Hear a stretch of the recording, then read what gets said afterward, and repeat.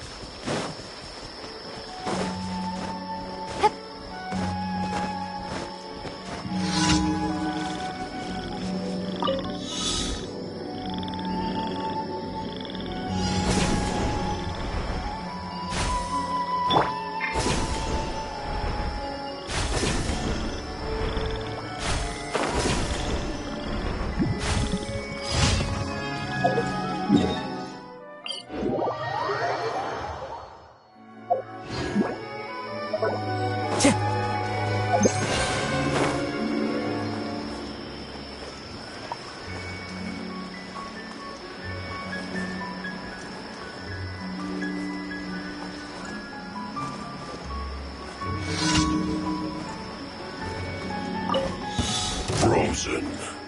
Crisp. Yoo-hoo! Let the world come! Into the wind!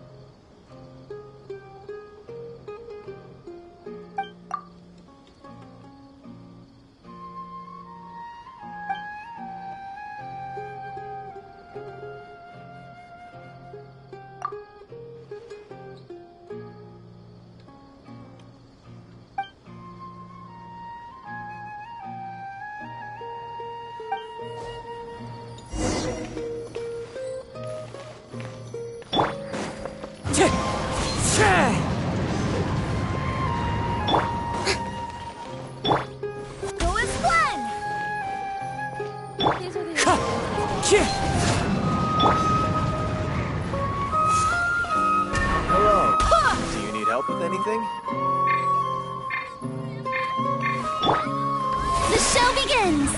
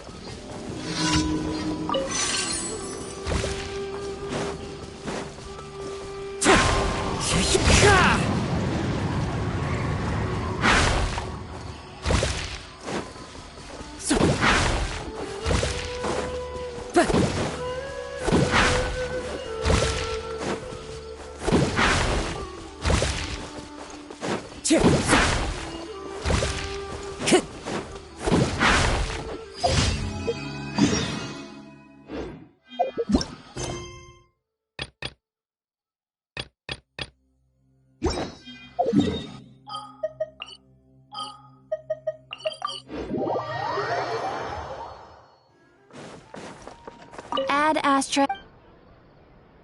Thank you for Add Astra.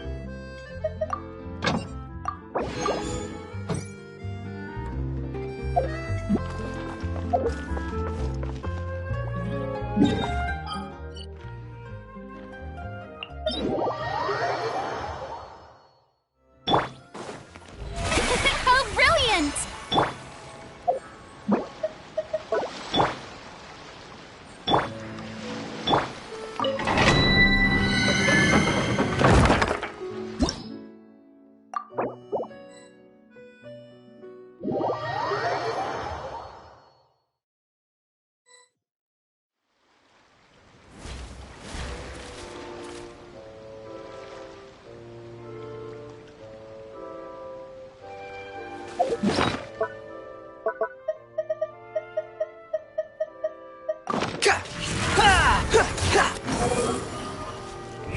Strike a pose!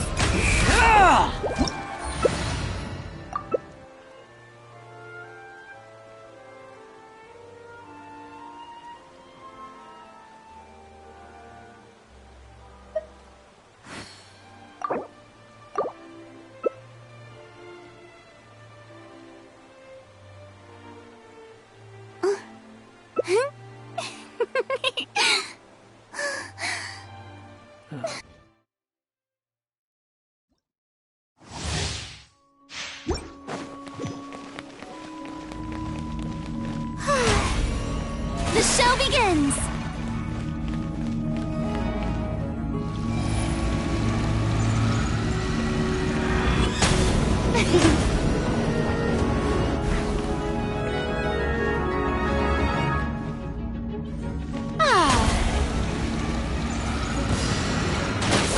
Settle down.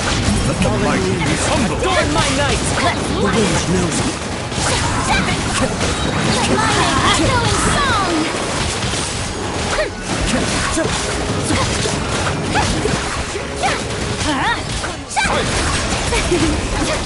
Going in! Now light it up! Be sanctified. One with wind and cloud! That hurt! Let's light it up! Into the wind!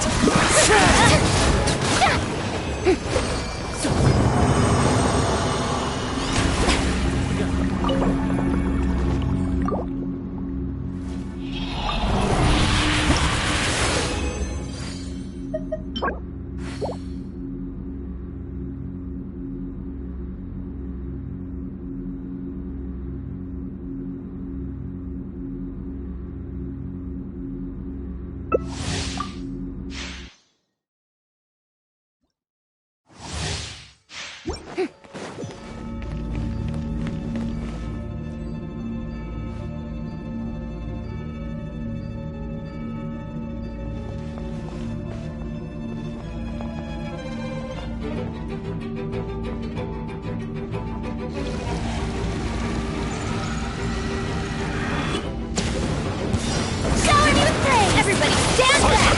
Let's light it up! Lightning Birds echoing song! The wind knows it. Let's light it up!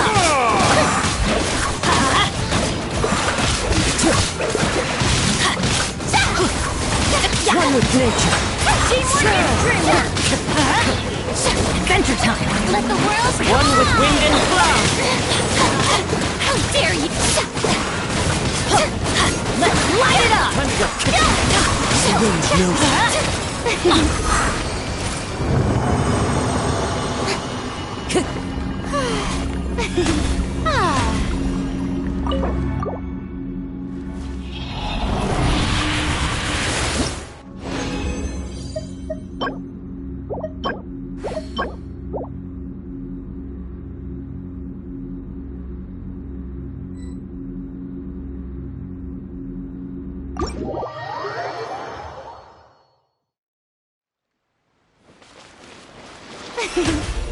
May I present?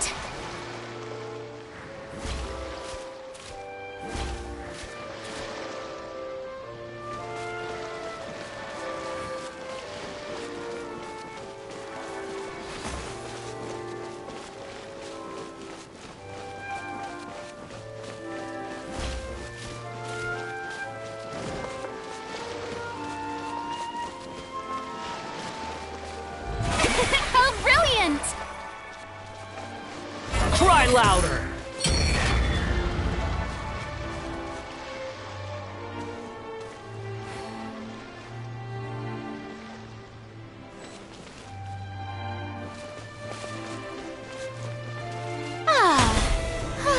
Yeah, with all my strength.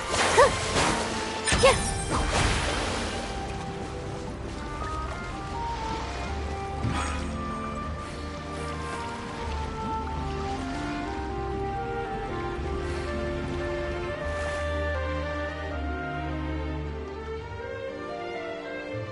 Here.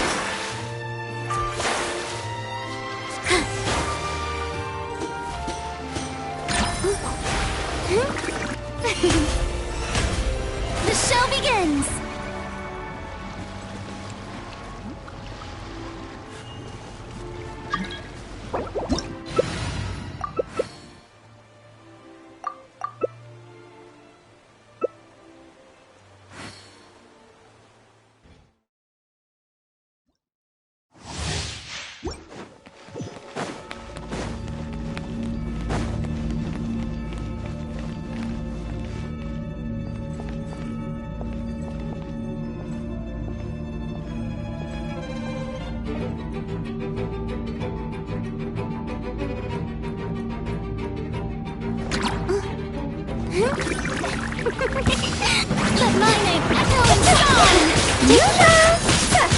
Fallen winds, storm my nights! One with nature!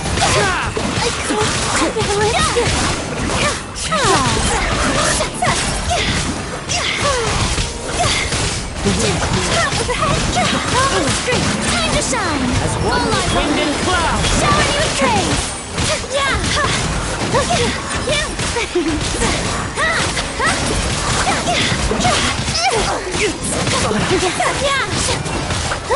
One with nature! Let my name echo in song! Strike a pose!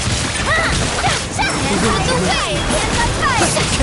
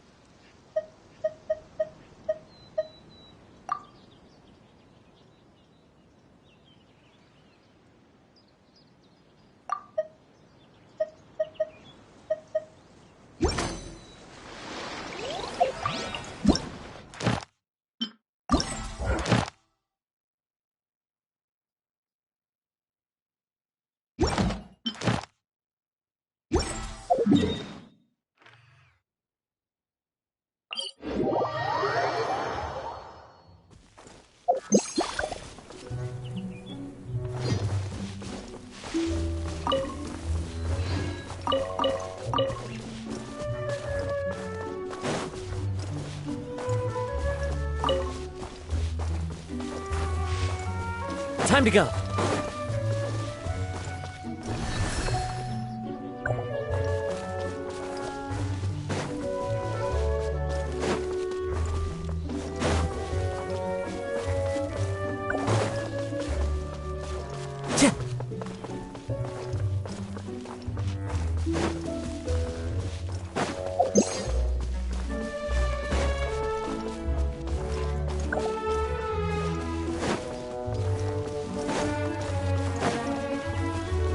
Time to go.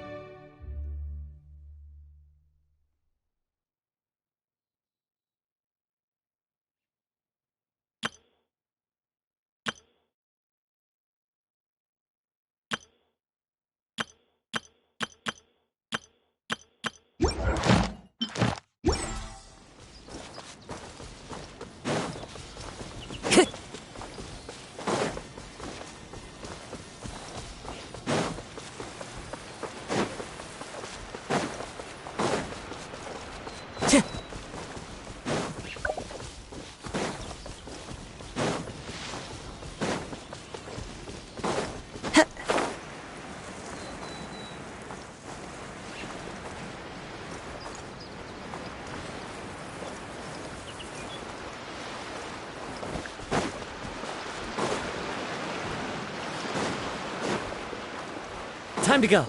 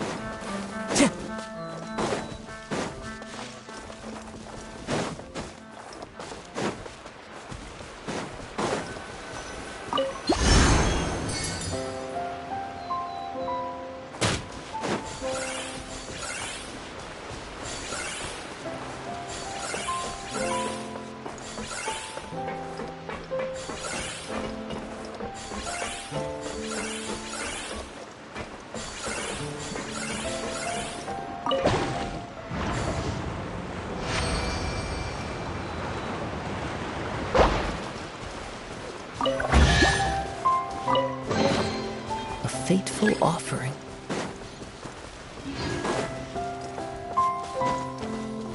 Time to go.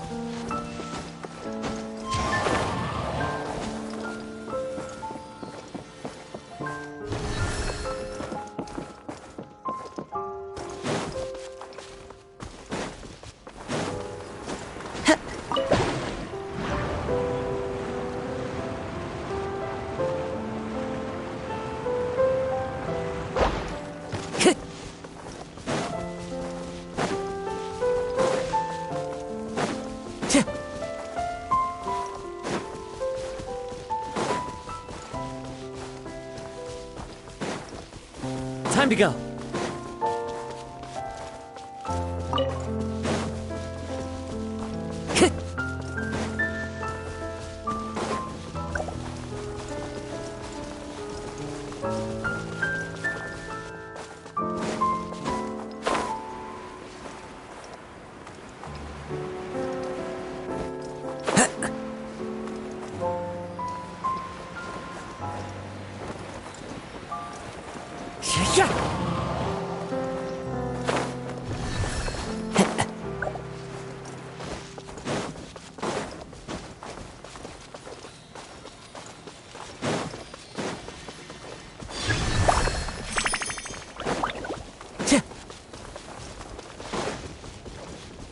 Time to go. Fallen leaves adorn my... It doesn't hurt. One with nature. Fullest play!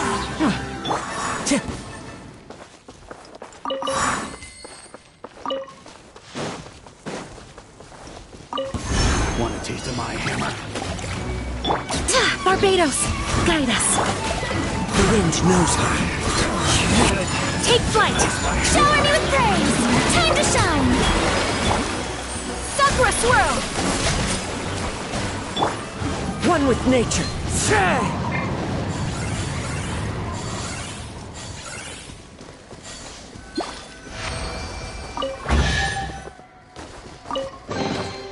A fateful offering.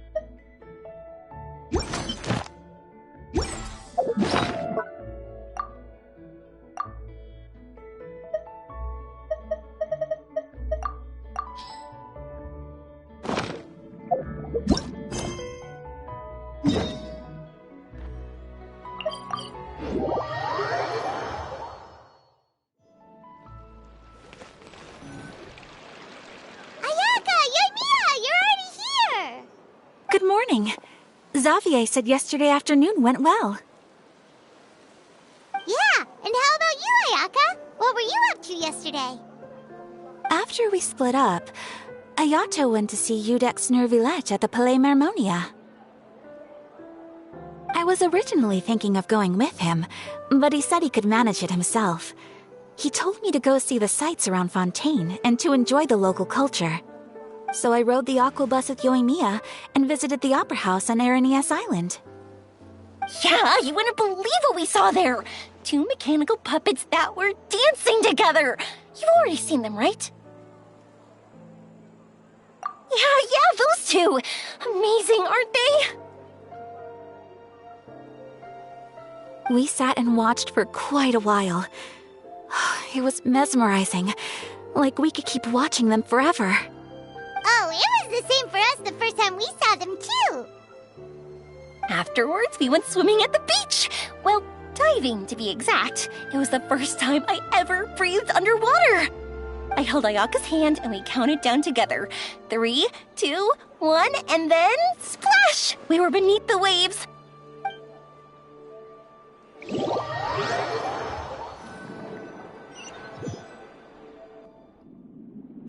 At first, I didn't dare to open my mouth. But once I couldn't hold my breath any longer, I decided to take a big breath in. Turns out the water wasn't as salty as I imagined. It didn't really taste like anything at all. Before I knew it, I was breathing like normal down there. It was an amazing feeling. Ayaka said I was too nervous and needed to loosen my grip. She got used to everything way faster than I did. I knew that the Traveler could do it, so I had no doubt we could do it too. That helped me feel at ease as soon as we dove in. The underwater world in Fontaine truly is beautiful. I love seeing the romaritime flowers blossoming underwater, like little candles lighting up the streets at night. Yeah, and there were so many creatures that we've never seen in Inazuma. Like those fish that shimmer like a sword blade. Whoosh! Oh, and those big fish that call when they see people. Ooh. Oh, you mean hunters' rays and blubber beasts. I just love the name Blubber Beast. Just wait till Pops and the others hear about this. They probably won't believe a word I say.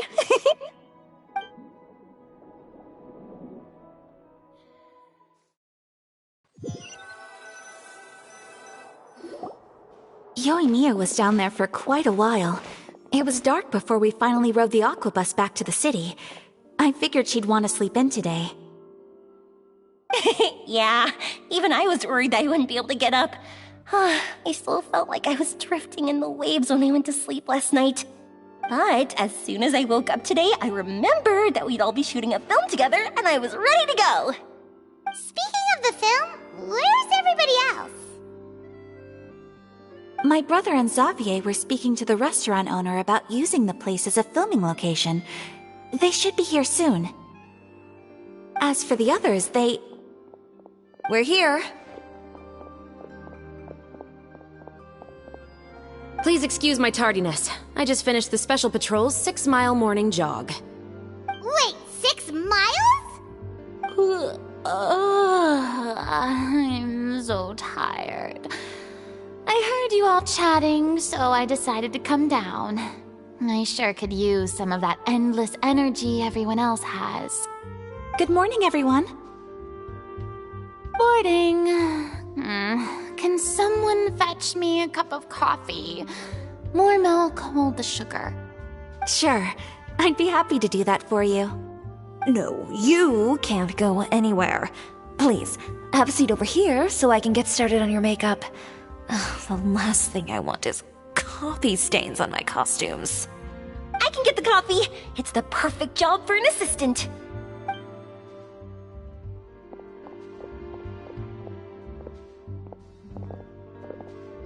So much energy. Seriously, what's her secret? Oh, Yoimiya's always like that. But you sure look exhausted, Farina. It's because you're not used to waking up so early, huh? Of course not. I spent the whole night reading the novel from cover to cover, marking sections that either need to be omitted or adapted. Wow, Paimon didn't expect you to be so thorough. Well, I was the biggest star in all of Fontaine after all. It takes more than just a pretty face to earn a reputation like that. I know how to get serious when the situation calls for it. I went all out when I was acting as an Archon, so why wouldn't I do the same for my own life? Here's your coffee, Director Farina.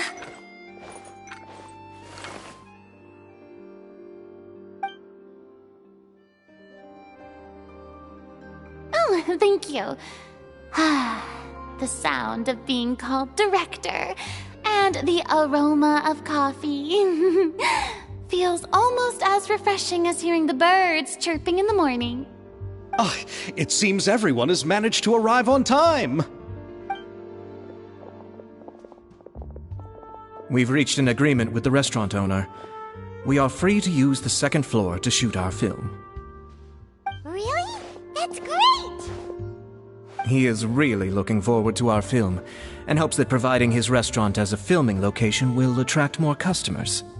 Well then, Mr. Xavier, I'll leave the rest to you. Okay, thanks. First, I'd like to introduce our new members.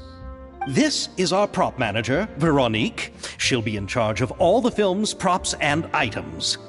And this is Bonneau, our lighting technician. He'll be in charge of lighting and illumination to set up each scene's atmosphere. Wow. Sure feels like we have some real professionals joining the crew now. First of all, please allow me to first express my sincerest gratitude to everyone in the crew.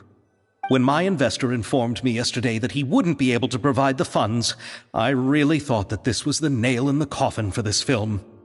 I had no idea that I'd find so many people willing to help me on such short notice.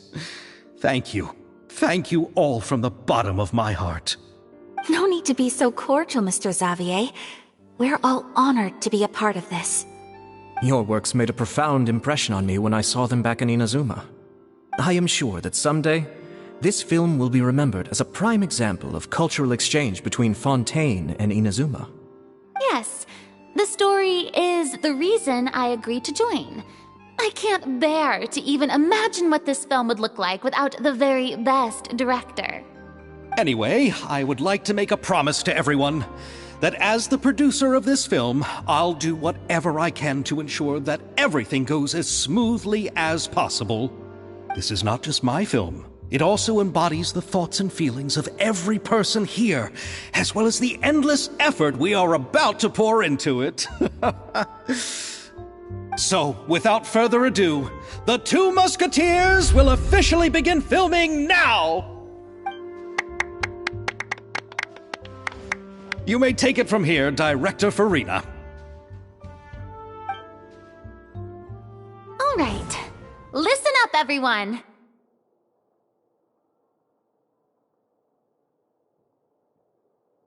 The first scene takes place when the two young musketeers are living at the Baron's home, still unaware of all that is about to happen to them.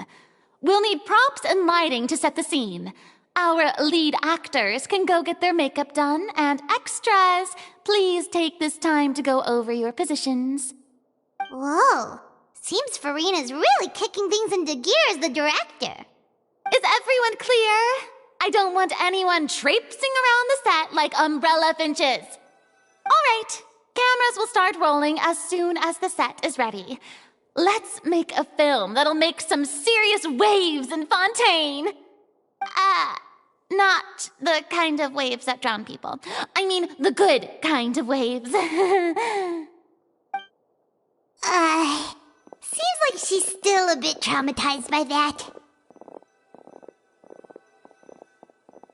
Anyway, let's go see if there's anything we can do to help.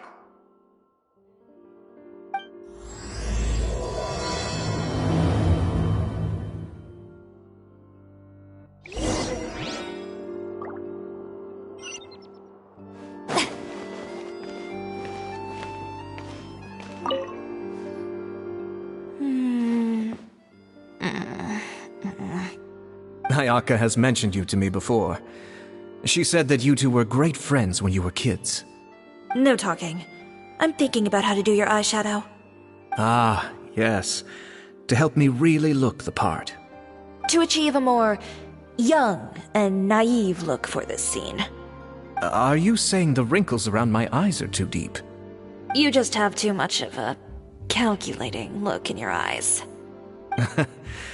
You sure don't mince your words. It seems you really haven't changed much. Quiet.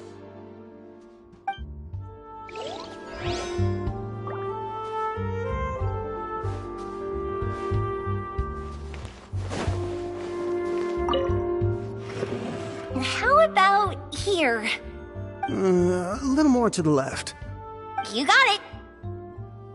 Hey, Yoimiya, do you need a hand? No, I'm fine. You know, doing the lighting is kind of like designing a fireworks show. It's interesting to imagine what kind of atmosphere the lights will create. I heard that the Traveler will be operating the camera and Paimon will be the clapper loader, right? Those roles are just perfect for the two of you. Really? Is that because it'll be easy for Paimon to hold the clapperboard while flying? Well, sure, there's that, but that's not exactly what I meant. I just think that after all your journeys together, you two must have developed a super close bond and just naturally know how to work with each other. If I'm not mistaken, the director will want the cameras rolling as soon as the clapperboard goes clack.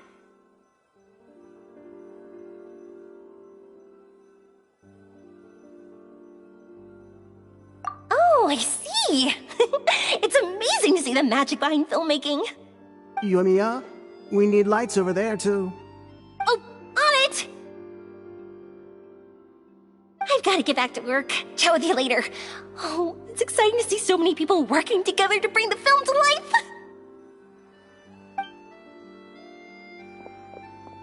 Seems like Yoimiya's really getting into it.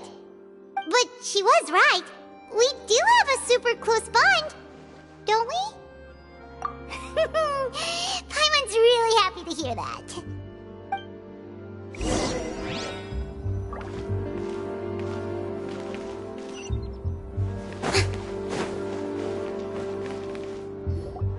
So, this is a real musket? No, it's just a prop weapon. Not bad. Have you seen a real musket before? Only in books and newspapers. I made this one based on the relative shape and proportions I saw in reference images. When we're filming, some special gunpowder will be applied around the muzzle, which will help create the flash and smoke effects of a real gun being fired. Which means it'll be up to the actors to portray the recoil. That's right. The sound effects for gunshots will also be added in post-production. Thank you, Veronique. I think I know where to start now.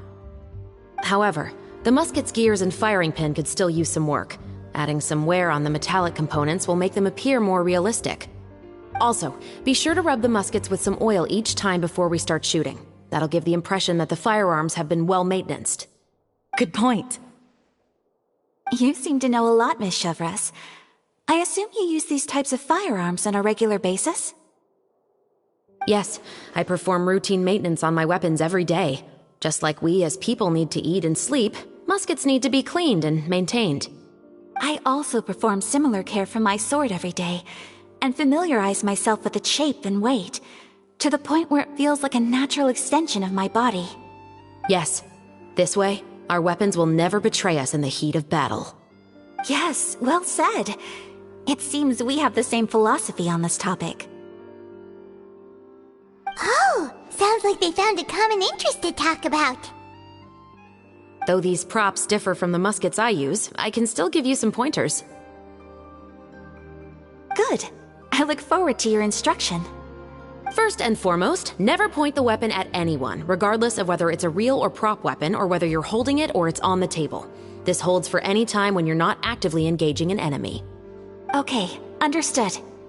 When aiming the musket, extend your arm so that it's level with your shoulder, and use your eye to look down the weapon's sights. Like this? Not bad. Now, try saying your lines.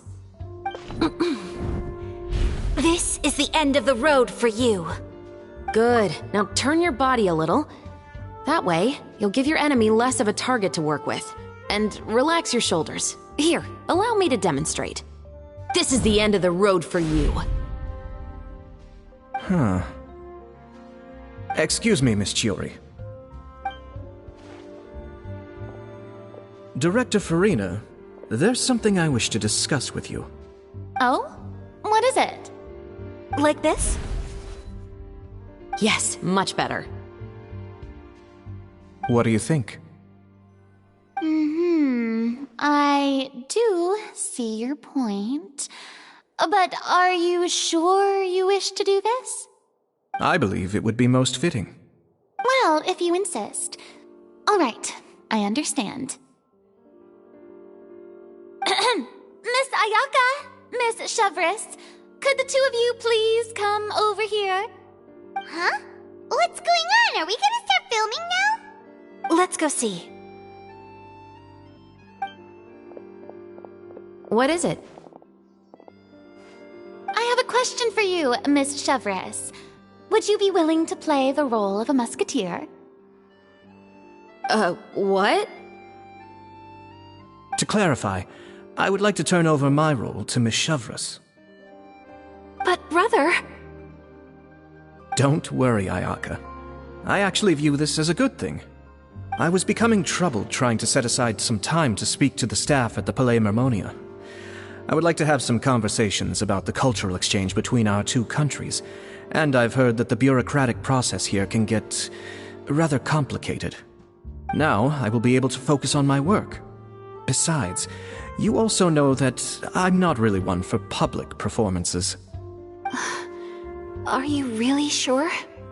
From a director's point of view, I also felt like the relationship between the two musketeers in the original story could be improved. The older brother in the story plays the lead role with his overbearing character, but this causes his character to overshadow that of his sister, and the theme of the two supporting and relying on each other isn't conveyed very well. But if we were to change the siblings to two sisters of a similar age, then that aspect of the story might come through more clearly. Also, I've seen you instructing Ayaka. That cold and dignified personality is exactly what we need for the older musketeer. Of course, even with all these insights, the decision should still be made by Miss Chevreuse. Chevreuse mentioned that she really likes the story, right? Paimon bets that she'll take the role. All right, I'll take the role. Good. It's decided then. I'll get started on making edits to the script. We'll also need to make some immediate adjustments to the lighting, props, and costumes. I have a feeling that our adaptation will be even better than the original story. You're doing a great favor for me, Miss Chevreuse. You have my gratitude. Don't mention it. I like this character, so if anything, I should be the one thanking you. Well, since my brother is the one who brought up the idea, I suppose there's no need to worry. Let's go, Miss Chevreuse. I look forward to working with you. Please, just call me Chevreuse.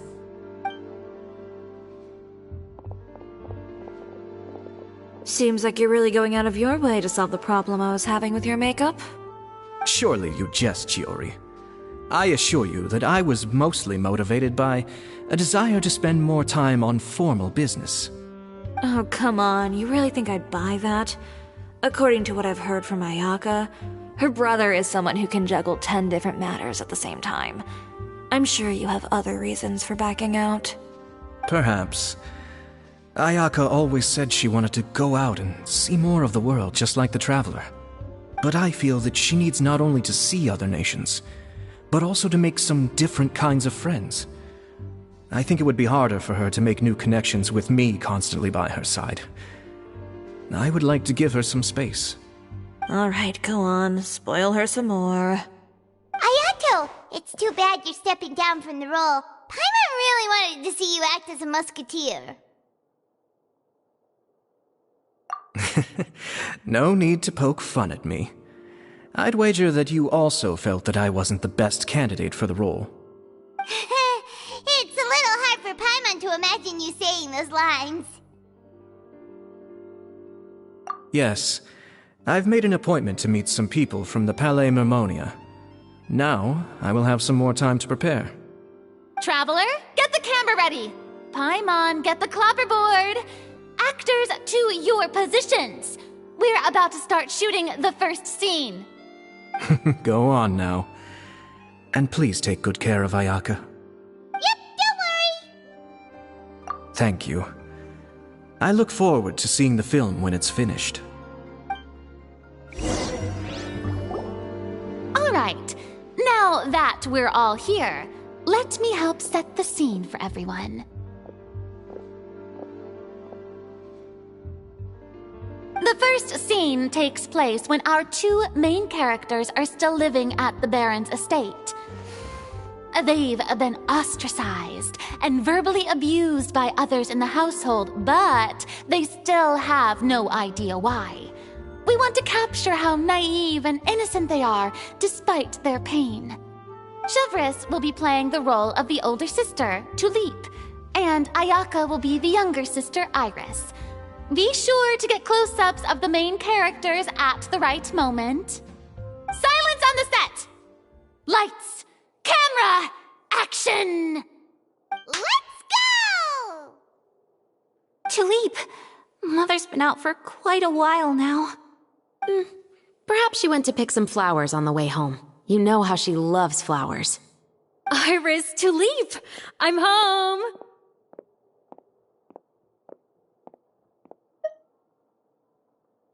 Mother! You were out for so long, we were beginning to worry about you. I'm sorry, but I'm back now, safe and sound. Here, I brought your favorite treat. Apple turnovers. Mother, what are those bruises on your hand?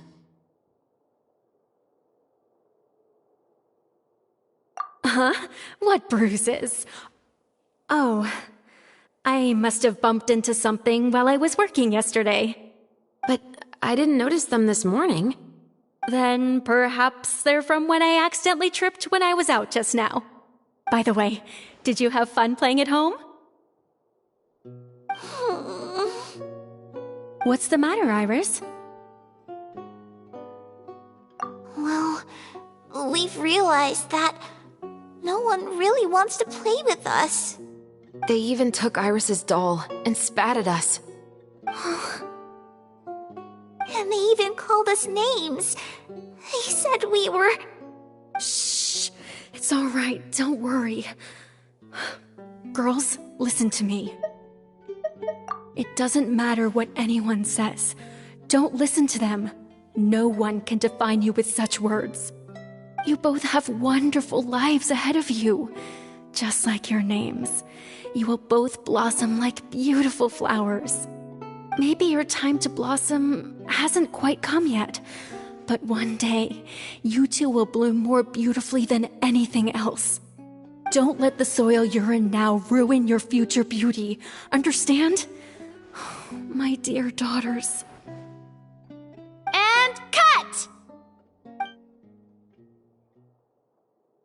Not bad. The actors' emotions were all on point. Let's keep that take.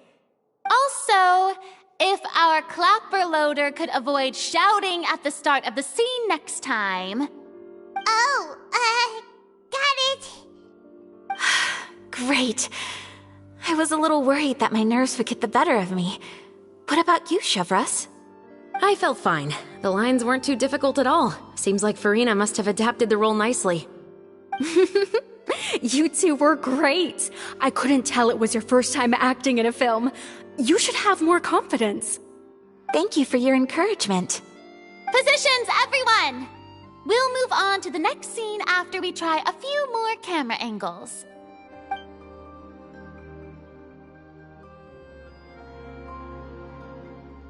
This scene is when our two characters return home, only to discover their mother has been murdered. Ready? Lights! Camera! Action! Mother, we're back! Mother?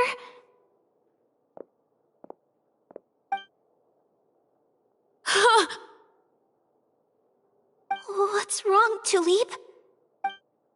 Iris, stay away! Huh? Why? What's... Mother! Mother... She's...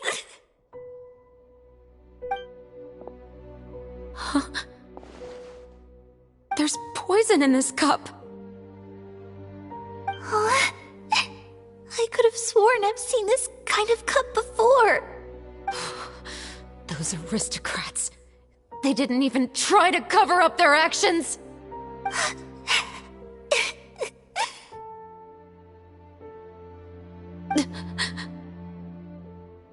Iris, we need to leave this place. Leave? But now that Mother is gone, where can we even go? Anywhere. All I know is that we can't stay in this house. But are we just going to let them get away with this? We'll have our revenge, I promise you. Just not right now.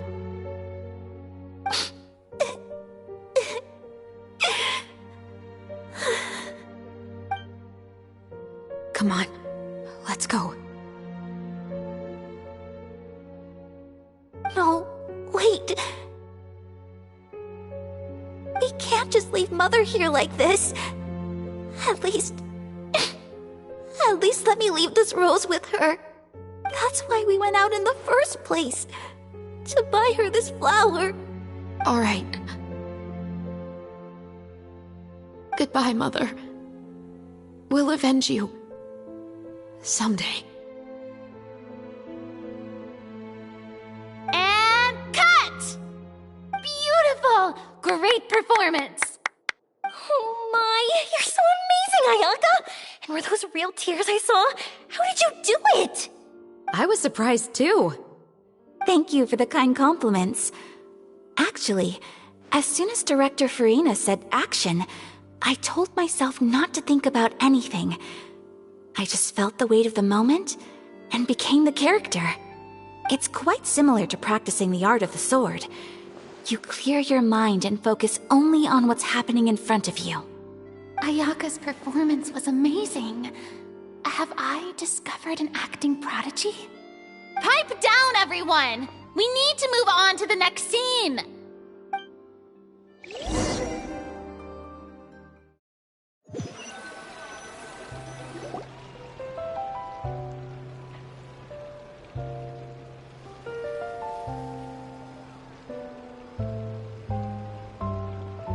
Huh? Are we done already? But Paimon wants to keep playing with the clapperboard. How do you feel, Traveler? Is your arm sore from holding the camera all day? Good work, you two. You too, Chevres. You were quite the actress today. I've read this novel many times before. I have a good grasp of my character's mindset. Anyway, do you remember my request from yesterday? Oh, right! We were having so much fun that Paimon nearly forgot! You have a case where the murders seem really similar to the cases in the novel, right? So, how are they similar exactly? In the story, the main characters grow up to become two musketeers, always using their guns to carry out their revenge. And on each of the victims, they place a rainbow rose as a signal that they've returned. Yes, that's correct. We found rainbow roses just like in the novel. Seems like you're connecting the dots now. Oh, that does sound pretty concerning. Especially after seeing the script today. Oh, now Paimon can't stop wondering what kind of ulterior motive the murderer might have. What do you think, Traveler? You're smart. Paimon wants to hear your thoughts. Good. On behalf of Fontaine's Special Security and Surveillance Patrol, thank you for your dedication to justice. There's no time to lose. We should start investigating right away. Follow me. Huh? Right now? But we just got done filming all day. Paimon's so tired. The most valuable intel always comes after nightfall. They are like small, remote islands in the middle of the sea. If you don't stay vigilant, you will pass right by them in the fog. That's how one of my favorite books always puts it, at least. So, where are we going right now? Let's start by checking out some workshops that sell mechanical components. If the culprit is making their own weapons, it's very likely that they'll visit those sort of places.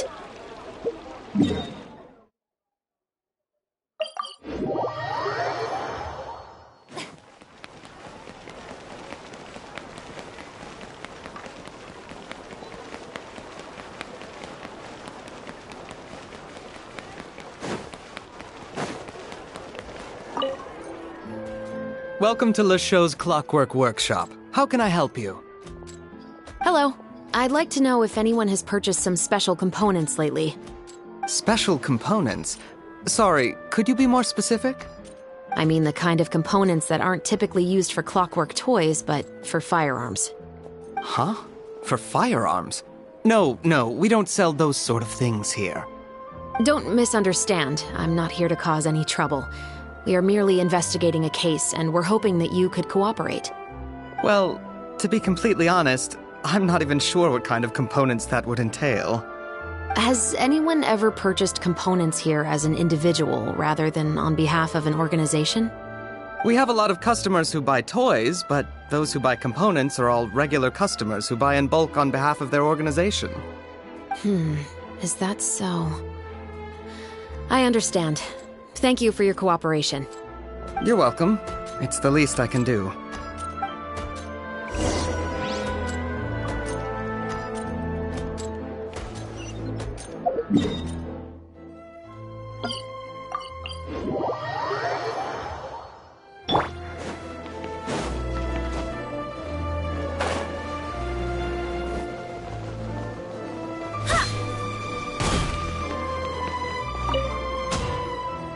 Oh, hey, Chevres. Run out of oil for your musket again? Hello, Estelle. I want to know if anyone has come to your shop recently to order some firearm components. Oh, is this another case? Let me think. I don't think so. Some people have requested that I make some prop guns for the Fontanalia Film Festival, but I refused all of those requests. Oh? Why's that? Because there's no profit! I only make things here that can do some real heavy lifting. I don't have the energy to make some new molds just for the festival. Then has anybody come specifically looking for mechanical components? Well, I usually sell off my scrap to the Fleuve Cendre. I don't typically give them to one specific person. I understand. Thanks for your cooperation. Don't mention it. Always happy to have the Musketeers' patronage. Seems like we haven't found any leads to go off yet. Yeah, unfortunately. All right, let's head to Fleuve Cendre next. Huh? Are you sure?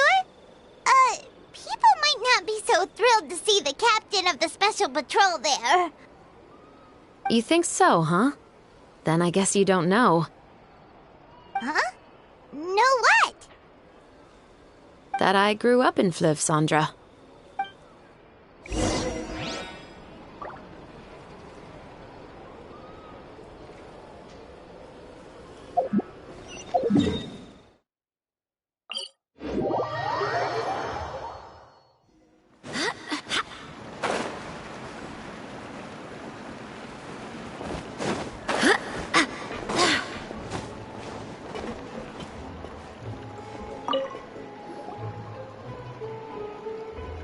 It's been a while, Tetro.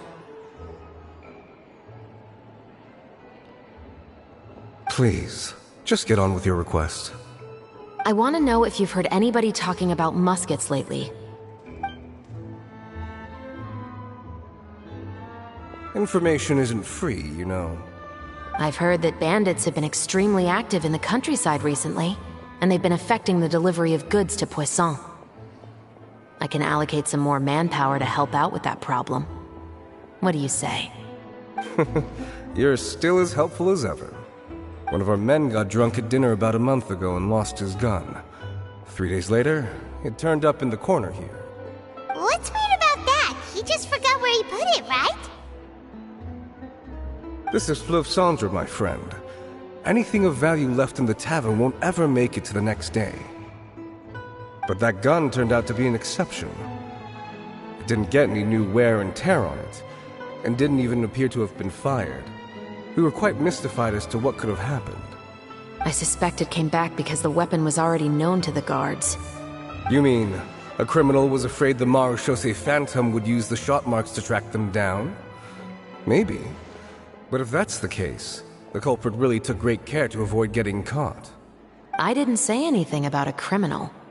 In Fleuve Cendre, knowing who was killed is as easy as knowing what clothes you're wearing today. It's the guy living in the east side, isn't it? I've never liked him. Every time he's here, he just orders a drink and sits there with a nasty look in his eyes. So, who was the one who lost the gun in the first place? Don't bother. Even if you ask, he wouldn't admit to owning a gun to some strangers. Not to mention the captain of the Special Security and Surveillance Patrol. He's right.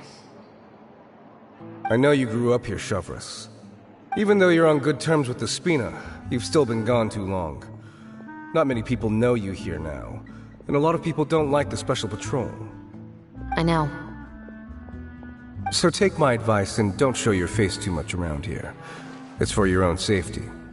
I'll come and go as I please, and I'm afraid I'll be appearing more often due to my work. All right. Don't say I didn't warn you.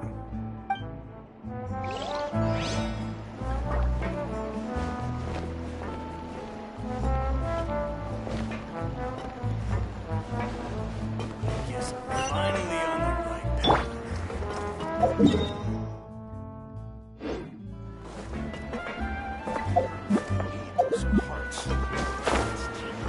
Time to go.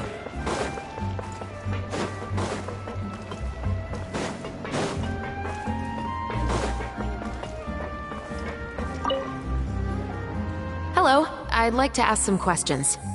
I don't know anything. Don't worry, I'm not here to arrest anybody. You say that now. It's the truth. Here, take this as my guarantee. Wait, did Paimon just see what she thinks she saw? Is the captain of the Special Patrol bribing a citizen? Seems you're different from the other guards. What do you want to know? Have you heard anything related to muskets in Fleuve Cendre lately? Anything at all? Muskets, huh? All I know is that about 2 weeks ago, we started hearing some loud noises at night. So loud that it's been waking me up. Were they gunshots? Possibly. It's hard to tell around here. Someone's house collapsing, a pipe exploding somewhere, it's all the same. But the noises I'm talking about definitely happened after I fell asleep. Do you know where the noises were coming from? I don't remember clearly. Is it that you don't remember, or that you need to think about it some more? You tell me. Then please, think about it some more. She's giving her even more Mora! The noises came from the end of the Southern Waterway. I came out and had a look for myself and I wasn't sleeping well, but I didn't dare get too close. That's all I know. All right, I'll take your word for it. Thanks for the pâte de fruits.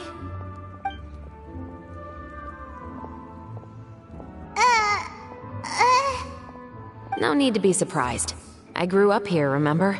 I know how to get people around here to talk. Seems you catch on pretty quick. Now then, let's keep going.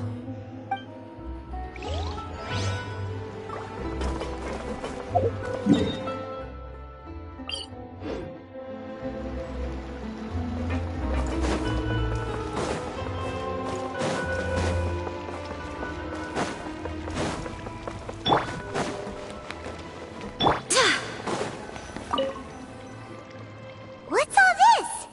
Some broken planks and barrels, as well as some liquor bottles? Yes, but have a closer look, Paimon. Even though somebody has purposefully tried to clean them up, these are obviously marks from Musket. In other words, someone was here trying to improve. Could it have been the... Your guess is as good as mine. Although many people at Fleuve Cendre own guns, few hide the fact from others. And even fewer would go to such lengths to hide markings from practice shots. Anyway, let's go. There might be more to this.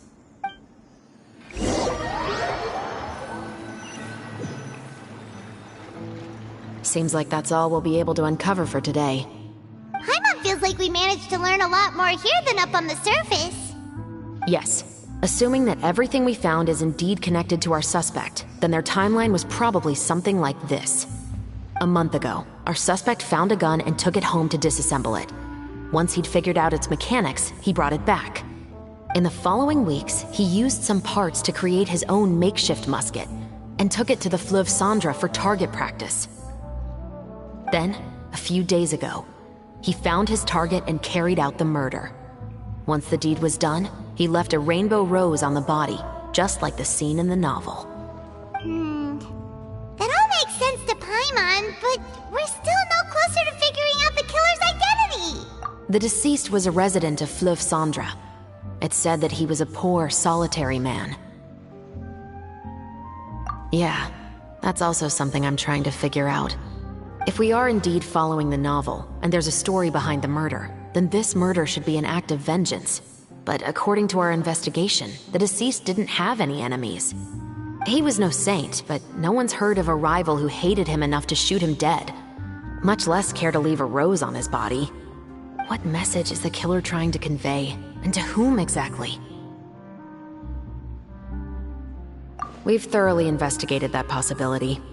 He claims to have spent the whole day at the Opera House on the day of the murder, and the staff there have confirmed his account. Okay, so he has an alibi. Not only that, he lacks a credible motive as well. He has a family of his own, and both of his parents are still alive. I've looked into his records. He was adopted at the age of 6, and all the proper procedures were followed. There are also records of him at an orphanage before then. In the story, the mother of the 2 musketeers was murdered after the children turned 10. Of course, he could have changed the children's ages, but I don't want to assume anything without evidence. More importantly, I've also had a chat with him in person. He didn't seem like the kind of person who would pull the trigger to kill a man. Then, what should we do now? We have all this new information, but it doesn't help us move forward. Investigations take time. I didn't expect us to catch the culprit in just a single day. How about this? Let's spend the next few days filming with the crew. We can continue the investigation once we're done with the film. I'm sure that given time, new leads will present themselves. Wait, but weren't you saying Intel is like small, remote islands in the middle of the sea just a moment ago? Wouldn't you just miss them if you were to stop looking? Ah, but the book had more than one reference to the islands, Paimon. Oh? What else did it say then? As long as you spend enough time sailing through the fog, you'll eventually come across an island.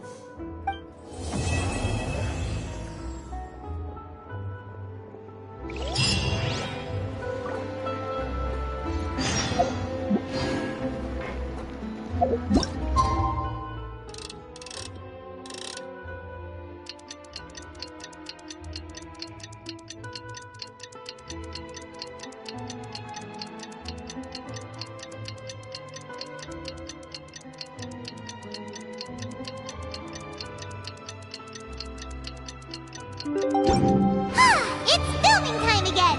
Our schedule is jam-packed for the next couple of days, too. We've got so many different locations and sets to cover. Anyway, let's head out and meet up with the others. I imagine things.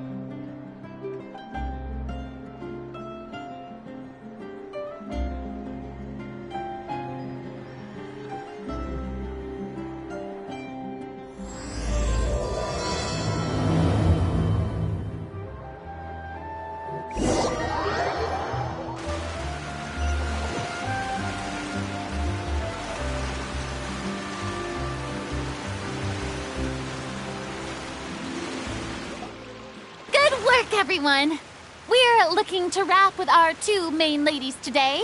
I can already smell our success. What do you mean, looking to wrap?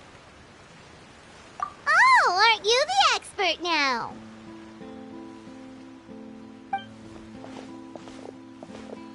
This upcoming scene is the 2 musketeers' final confrontation with the Baron. There will be quite a bit of action, but no choreography beyond what we've already rehearsed. Anyway, get ready. Lights, camera, action! The view is beautiful tonight. It reminds me of that fateful night 10 years ago. And now that I've said it, I can even make out the faint fragrance of herbal tea in the air. Enough, villain! It's time that you pay for the death of our mother! My dear Iris, have you forgotten your manners? How can you speak like this to your own father? I'd sooner swallow all of my teeth than call you father. What did I expect? Seems the daughters have turned out to be just as obstinate as their foolish mother. In this world, Mora and status is everything. She thought she could blackmail me using her children and force me to grant her recognition and concessions? Ah, how naive can a woman be? Mother never asked a single thing of you. All she wished was for us to live a peaceful life, just like the others. It was you who personally brewed the poison of prejudice and sent Mother to her death. Compared to that deadly poison, the 2 bullets that will soon pierce through your heart will be like sweet mercy. And that's exactly why I said you're just as naive as her. Did you really think 2 muskets would be enough to defeat me? So let's see. What is stronger? Mora and power, or the 2 muskets in your hands? Get them! Tulip! There are too many of them! It'll be okay. We'll cover each other, Iris. And Mother will be watching over us, too.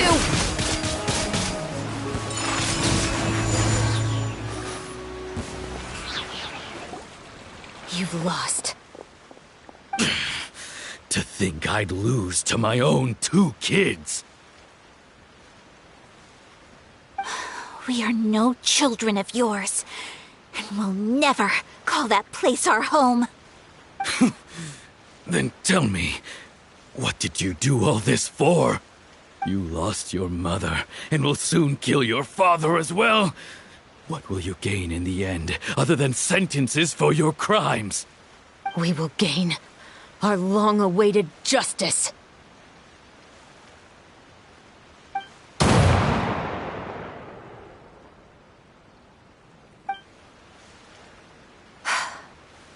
It's over. Finally, it's over.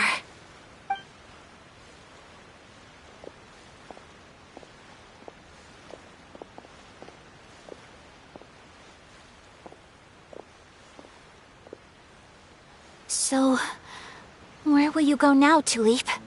I'm not too sure, Iris. Maybe somewhere with lots of flowers? After all, Mother always did love going where the blossoms were. What about you? I want to go visit Mother's grave. Yeah, that's not a bad idea. Huh? Tulip, look! What is it? It's Mother's favorite. The rainbow rose. Look, it's blooming again.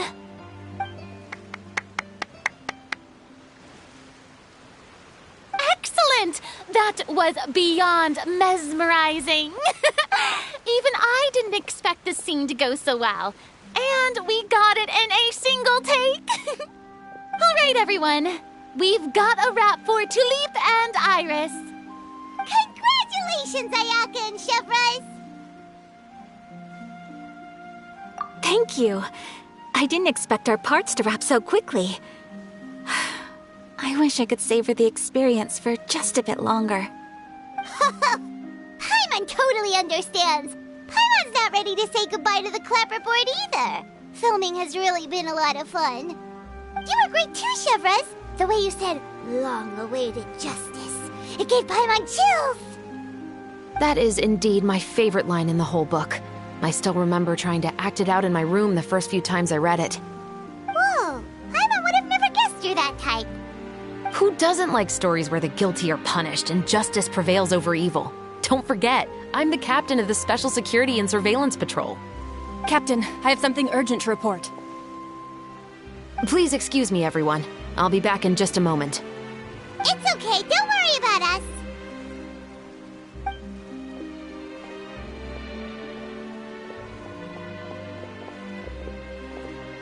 Oh? Was she whisked away by work already? I was just about to tell her how great she did. It seemed like some urgent official business. Then perhaps we should thank the stars that we were able to wrap both of your parts so quickly today. Switching around the filming schedule would have been a real pain. Anyway, Anyway, I actually came over to let everyone know that we're all done for today. You can go home and get some rest. And one last thing, Miss Ayaka. Your acting skills today were immaculate as always. Are you sure you won't consider taking up full-time acting? See, I just happen to know this great troupe that's still looking for a lead actress. Thank you for your kind words, Director Farina. Unfortunately, there are still many matters that I have to take care of back home at the Yashiro Commission. I cannot remain in Fontaine to pursue an acting career. Nevertheless, I will make sure to treasure this incredible opportunity in my heart. Oh, that's a shame. But I understand. Just let me know if you ever change your mind. I believe it's also about time for me to take my leave. But hopefully I'll see you on set over the next few days. Even though my part's wrapped, I'd still like to swing by and help out the crew. See you tomorrow, Traveler and Paimon. Yep, see you tomorrow! Well, what should we do next? Maybe we'll go investigate the case some more with Chevres today. Traveler, Paimon, please come with me. Huh? Where are we going? You could say that our ship has finally chanced upon one of those small, remote islands of intel.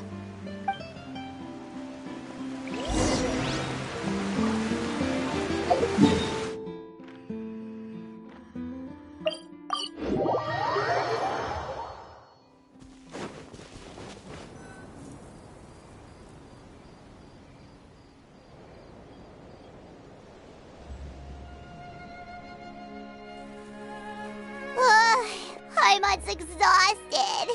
Paimon definitely didn't expect having to float this far after a full day of filming. So, Chevres, why did you take us here? Affirmative. It wasn't anything conclusive, but it should show us a clear way forward. Have you ever heard of someone by the name of Emily? Oh, you mean that famous perfumer? She's a good friend of mine. She's lent me her aid several times in the past to resolve some difficult cases. After I discovered the rainbow rose at the scene of the murder, I sent it to her. After all, she's probably the foremost expert on flowers and scents in all of Fontaine. And then? There was nothing remarkable about the flower or the trace amounts of soil left on it. But according to Emily, the rainbow rose left by the killer was derived from a very rare cultivar. Huh. Paimon didn't know that there were different varieties of rainbow rose. Paimon just thought they grew everywhere in the wild. Flowers that are deliberately cultivated will always show some different features from those that bloom in the wild. We already knew that the rose left at the scene belonged to a special cultivar, but with Emily's expertise, we were able to pinpoint the place where it was first picked from. Oh, Paimon gets it now. So whoever first planted that rainbow rose was probably the killer! Precisely.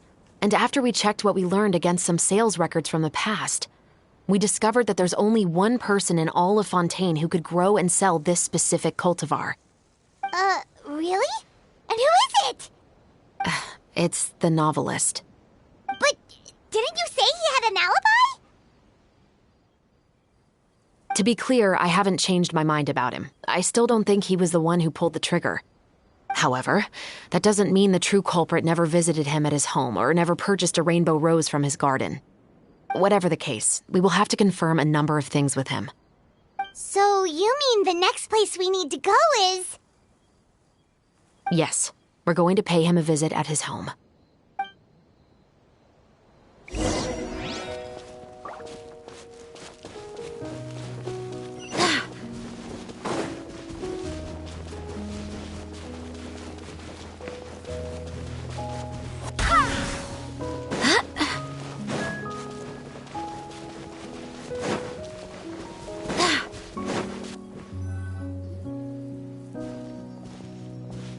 That should be his house.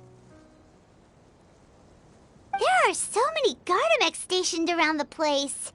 That's pretty unusual, right?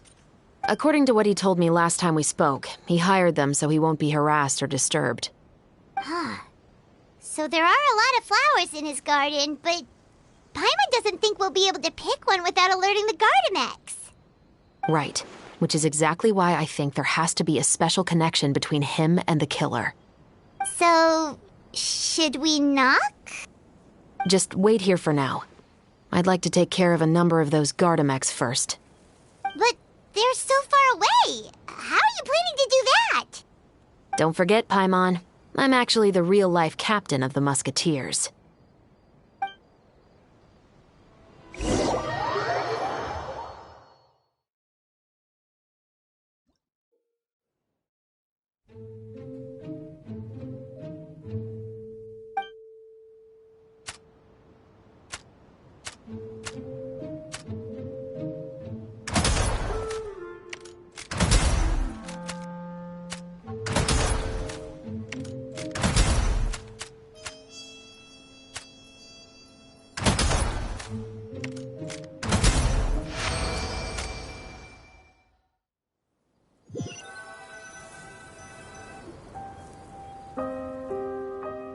All clear. Let's go. Wait! Paimon's a little nervous now that we know he could be the killer. Can we go over our plan of action again? I'll go knock on the door and make sure it's safe inside. Once we're sure that we're in the clear, I'll ask him to come with us for a quick round of questioning at the guard's headquarters. But can't we just arrest him? We still have no evidence that he's the killer, or that he lent the killer any direct aid. Still, it would be appreciated if you could pick a rainbow rose from his garden for me while I'm talking to him. It'll help the Marechaussee Phantom confirm Emily's theory. Sure, no problem. Just be careful, Chevreuse.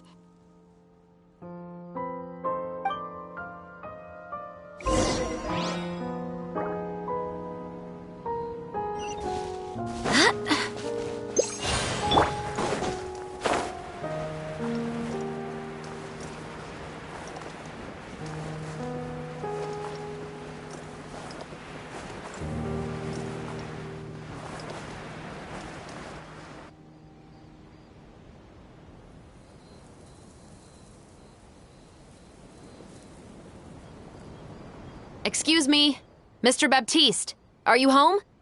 Who could it be at this hour? Oh, it's you, Officer Chevreuse. Would you mind accompanying me to the guard's headquarters, Mr. Baptiste? We would like to ask you some questions about a case. Oh, is it still regarding the murder case from before? I cannot confirm or deny that at this time. So it is then. Listen, I need you to come with me, Mr. Baptiste. Miss Chevreuse, I'll save you the trouble. Oh, and you two over there? There's no need for you to pick my flowers either. It's not time for them to bloom yet. Oh! Okay.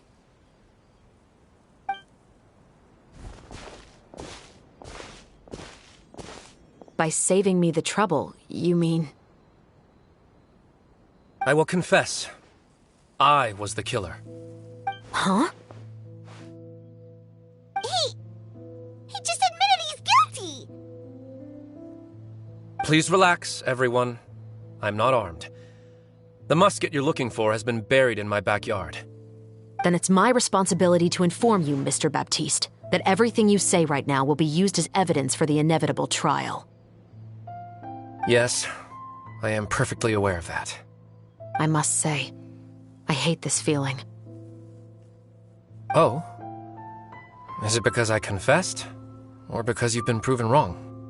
Both, I suppose.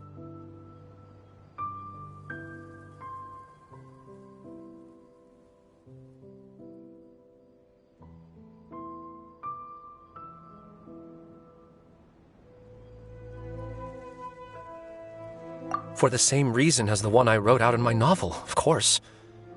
I did it to exact revenge.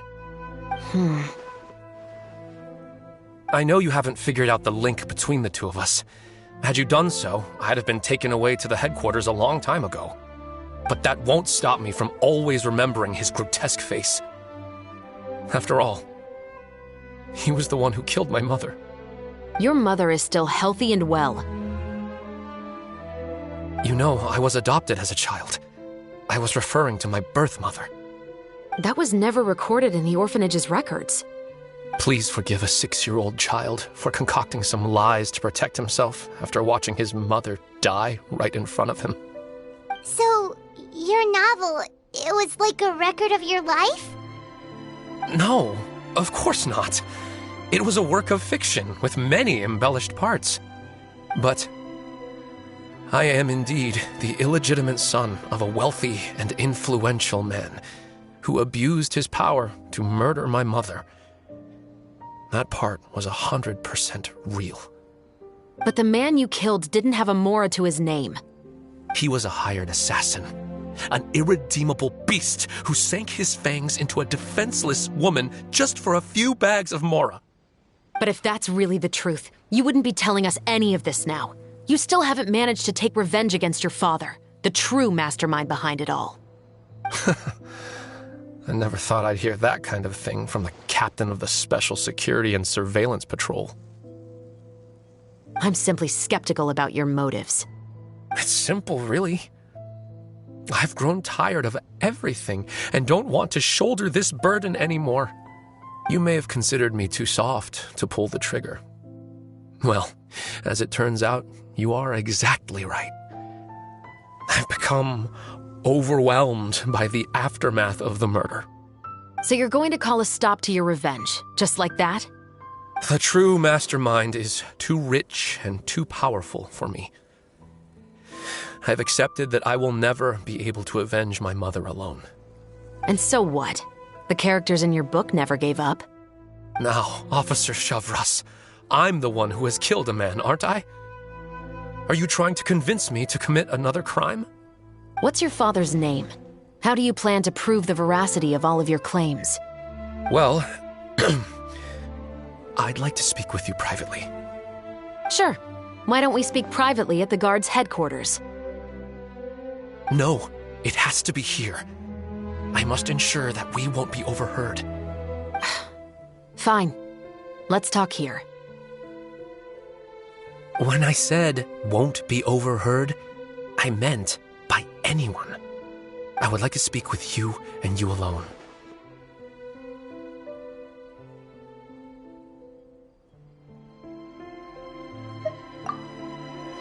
Thanks. I appreciate it.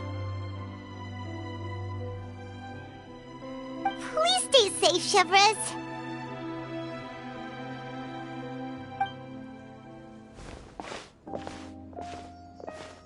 All right.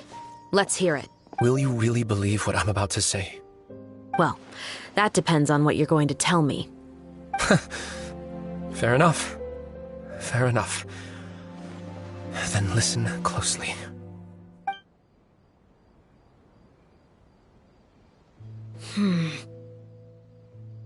So that's how it's all connected. So, it seems you believe me after all. Do you want me to go public with this? No, of course not. At least, not right now. Then why did you bother telling me? You've read my work. What do you think? Even if you were to go public with all of this right now, he'd simply deny everything. It's been too long. Almost 20 years. Anything that could be used as evidence has long faded away. Even if there might have been a solitary island of truth once upon a time, it has long sunk beneath the waves by now. Justice will never find him. Not if you don't try. I know that as the captain of the Special Security and Surveillance Patrol, you will always stand on the side of justice. But do you really think a cushy life in prison really constitutes justice for him? I bet he could lead an extremely comfortable life in the fortress of Meripede. What are you trying to say? I've been observing you from a distance. Your portrayal of the musketeer was exquisite. Pull the trigger of justice against him. Let the villain get what he deserves. You want me to let you go so you may complete your revenge? No, Officer Shavras. I know that would be impossible. No. What I'd like is for you to perform the deed on my behalf. Oh, Chevra sure is taking her time. What could they be talking about anyway? Oh, Paimon's worried. What if he decided to attack her? Oh, you do have a point. Still, do you have any idea who the rich person might be? And why the novelist doesn't want us to hear what he's saying to Chevra's? Sorry to keep you waiting, you two. Hey, how did your talk go? I've already sent someone to escort Baptiste back to the headquarters for questioning. He wasn't lying about the musket. It was indeed buried in his backyard. But what about the name? Did he tell you the name of the rich guy? Yes, he did. But for now, I have to return to the Special Patrol. There are still a few loose ends I need to tie up.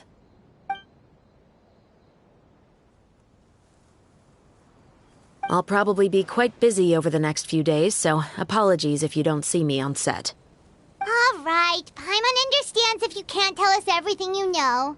We'll just keep an eye on the Steambird then. Actually, there's still something else I need your help with.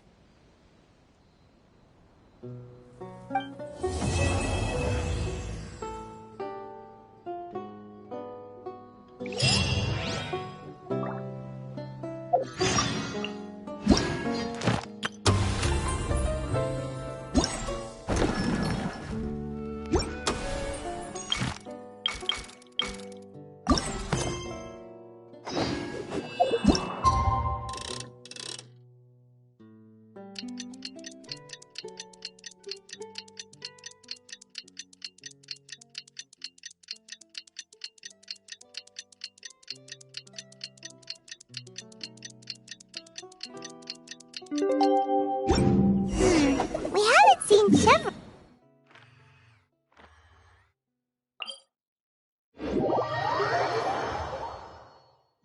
Well, guess it.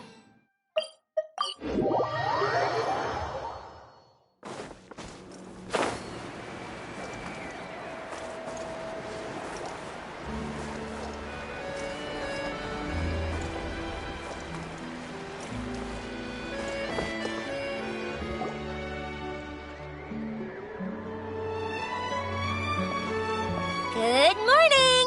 Hayaka and I were just talking about you. Is Chevra still not joining us today? Probably not. We haven't seen her either. Huh? That's such a pity.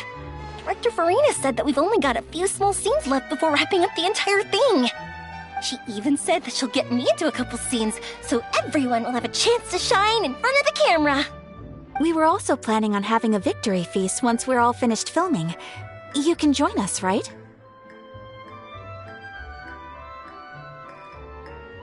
If only Chevros was here. I still haven't taken a photo with her. I'm afraid that can't be helped. Those Special Patrol folks are like phantoms when they've got a case on their hands. But to be honest, I'm even more concerned by what I read in the Steambird earlier this morning.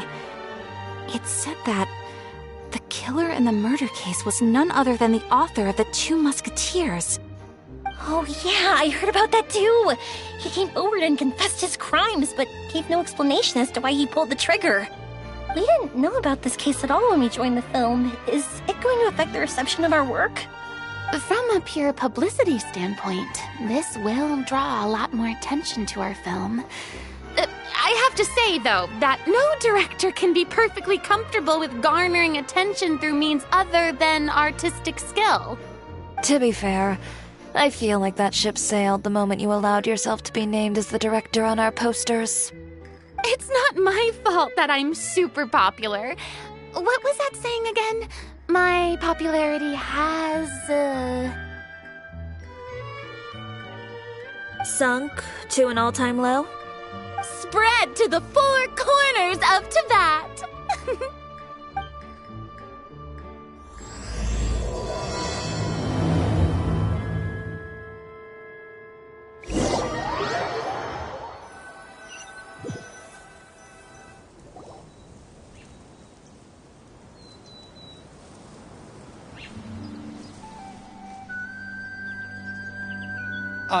Excuse me, everyone. Xavier! Feels like it's been ages since we last saw you. I've been talking non-stop with the Film Association, and I'm absolutely swamped trying to coordinate the film. Oh, seems like you've been fighting. Yes, that's one way to put it. Oh, and before we begin the final round of filming, please allow me to finally introduce you to the original investor of our film, Mr. Morris. A pleasure to meet you all. Yes, glad to make your acquaintance, Mr. Morris. We've heard about the issues you've encountered with your financial situation, and genuinely hope that things have taken a turn for the better. Oh, well, the situation has indeed improved somewhat. Don't worry, Mr. Morris. Accidents and last-minute challenges happen all the time.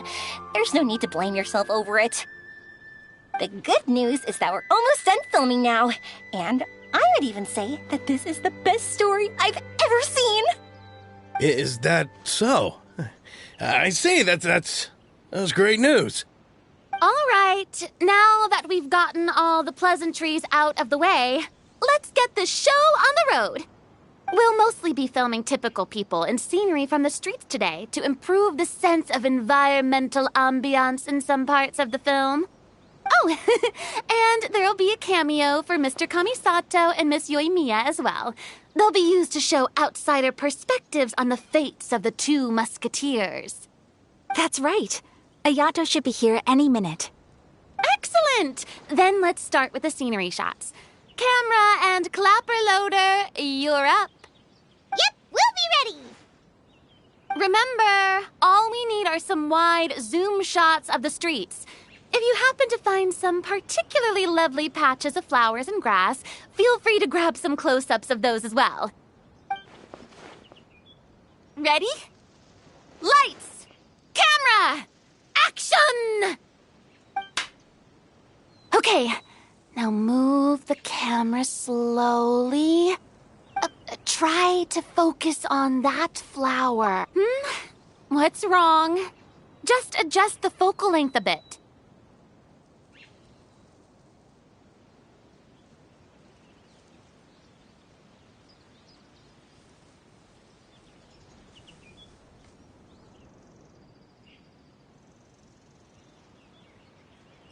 Something the matter? But wasn't it working fine for all the days before? Veronique, can we try a different camera? No problem. How about this one? All right, let's give it another try. Lights! Camera!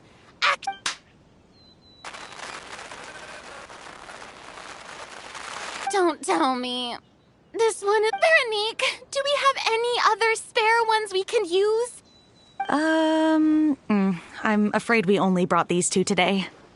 What? Then go find a workshop to get them repaired right away. Oh, and you too, Bono. Go find our spare camera in the warehouse and bring it back to the set. On it. Greetings, everyone. My apologies for the delay. Is something the matter, Ayaka? It seems like there are some issues with the filming equipment today. We're stuck for the moment. I see. Well, let's not just stand here twiddling our thumbs. Actors, to the makeup booth. We'll start on the next scene as soon as we get a working camera. The people at the workshop told me that the part which holds the lens in place seemed to have fallen off. That's super strange. It was perfectly fine just yesterday. Well, no time to dwell on that now. Let's get back to filming. Ahem! Quiet on set! Places, everyone! Lights! Camera! Action! By the way, have you heard about that recent murder case? Yes, I have. It seems that they've caused quite the commotion in the city. I heard that the chief of the guards is so mad about not catching the culprit that he's about to explode. Oh? I find that quite hard to imagine, considering how he already looks most days. Director, we have a problem. Oh, we're in the middle of a take! Couldn't Couldn't you wait until we wrapped up this scene? No, Director, our film, all the finalized film that we've been keeping in the case has disappeared. Oh, wait, what did you say? Mr. Bono, please take me to where the film was kept right away. I'm coming too. No, Yoimiya, you have to stay here. Oh. Okay, listen up. Everyone who's not working on this current scene can go with Bono to look for the film. Everyone else, stay put and wrap up the scene. Unbelievable. How could all these problems happen in just one day? We're back. How did it go? Did you find the film? We found it in the sewers. Huh? In the sewers? Is the film still okay? We discovered it just in time, so we should still be able to salvage it. The others are checking now to see if we lost any specific scenes. Oh, you scared me for a moment there. I nearly thought we had lost everything. I really don't want to experience that feeling of despair again. Okay, but who could have stolen the film and dumped it there? Could it be, some competitors working on other films? But if they wanted to harass us, why wait until the last day? Okay, we don't have time to really look into it right now. Let's strike while the iron is still hot and wrap this thing up once and for all. Yeah, let's finish it.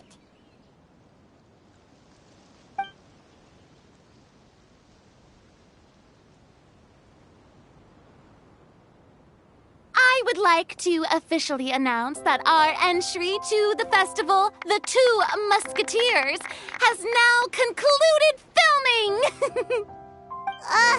Paimon is spent. It's so late already. Even though the filming process proved to be extremely challenging, everyone provided valuable and unique contributions to the final product. Thank you all for your dedication and support. And just like Director Farina, I would also like to extend my most heartfelt thanks to all of you. Really, you've all helped me so much. All right. Let's save the awards speech for later and hopefully also get some rehearsals in before the real thing. Anyway, now it's time to party! Let's all make our way to the beach and have a celebration feast so loud and fun that even the blubber beast will want in. Party! Paimon wants to party!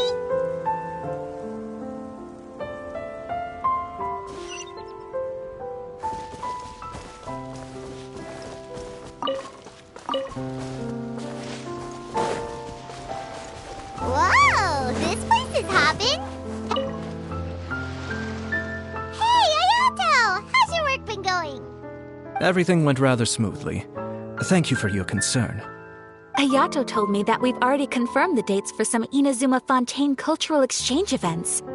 So the next time we visit, we'll be doing so in our capacities as the representatives of the Yashiro Commission. Oh, that's great! Then maybe Paimon will be able to find Fontaine detective novels in Inazuma from now on. Oh, wait. Wouldn't Yae Miko get upset if that happens? That would be stealing some of her business. You've got a point. She's always complaining that light novels have become bland and too predictable after all. The cultural exchange won't only feature literatures of both nations, of course. We have also made plans for cross-cultural engagements in the fields of gourmet cuisine, toy making, and artisan craftsmanship. Whoa! Paimon's getting super excited now! When the time comes, be sure to visit and participate in all the events.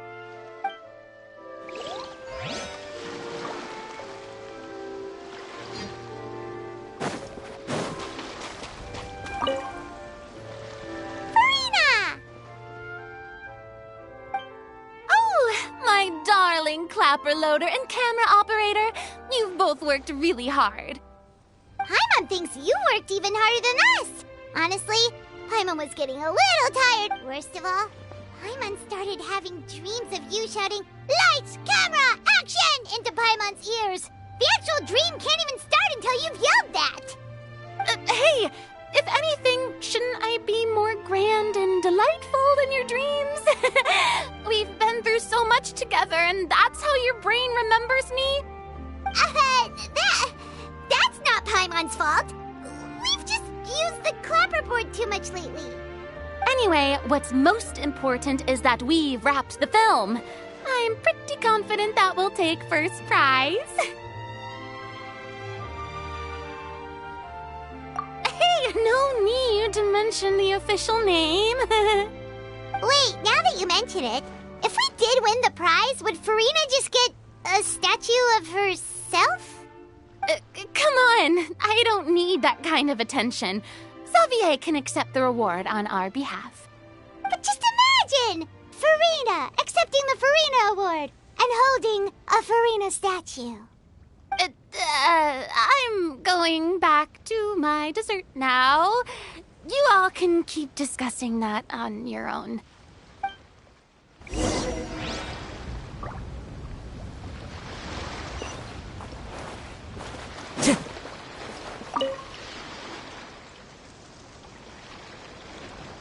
Chiori! Hey, you two.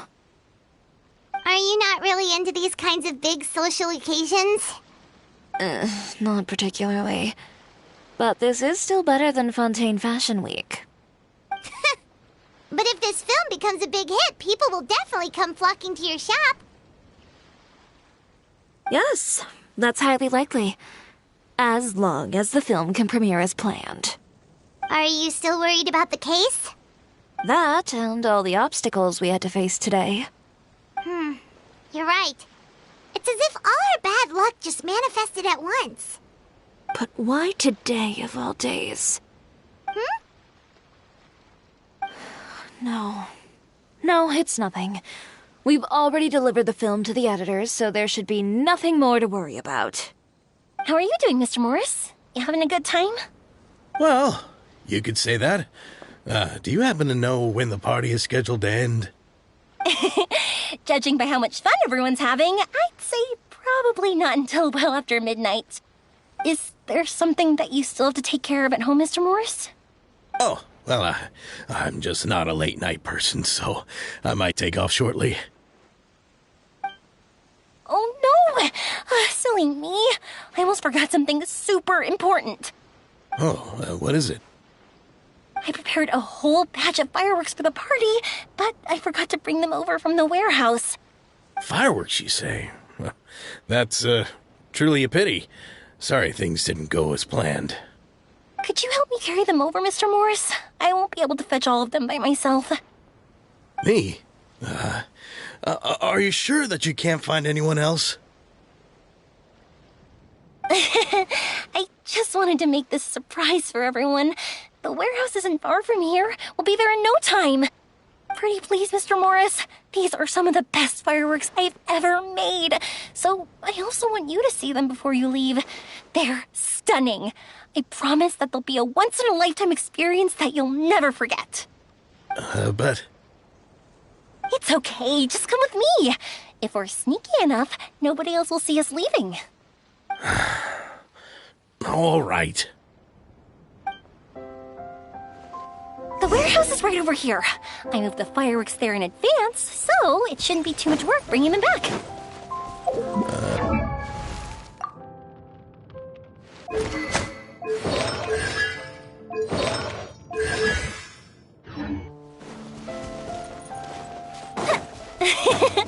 Sorry about that, Mr. Morris. It's probably because I'm using...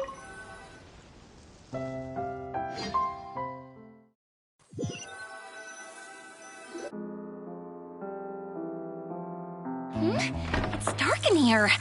Wait here, Mr. Morris. I think the light switch should be somewhere over here. Why did I have to get roped into this? What was that?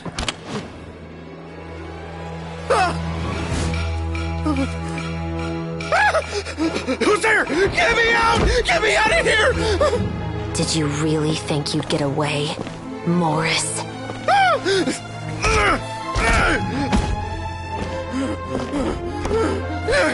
You've got the wrong guy! It wasn't me! I'm not the killer! You know, Eliza died a far more heroic death than this. She fought your assassin to the end, to save the children she had hidden beneath the floorboards.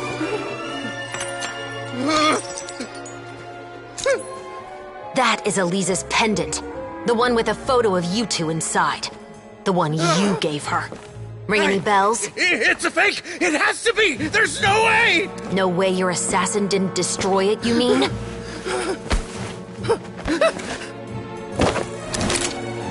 Did you ever love her, Morris?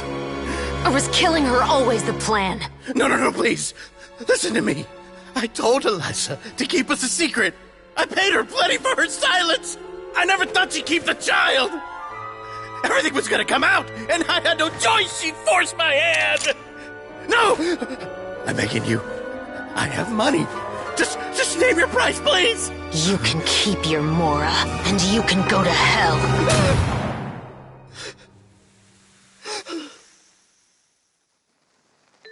I'm Captain Shovraz of the Special Patrol. Morris, you're under arrest for Eliza's murder. Huh?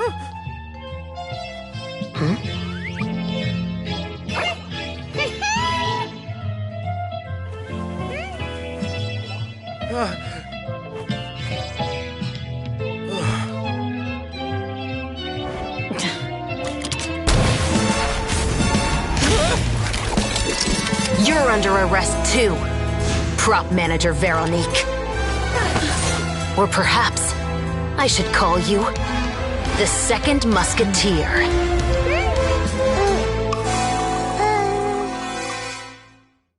Wait, what's going on?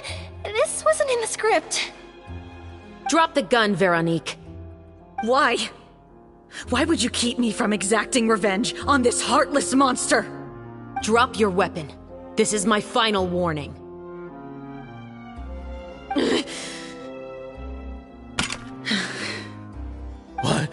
What is going on? Do I have to spell it out for you, Morris? Everything that took place just now was staged to get you to confess the truth. But this last part is all improv, of course.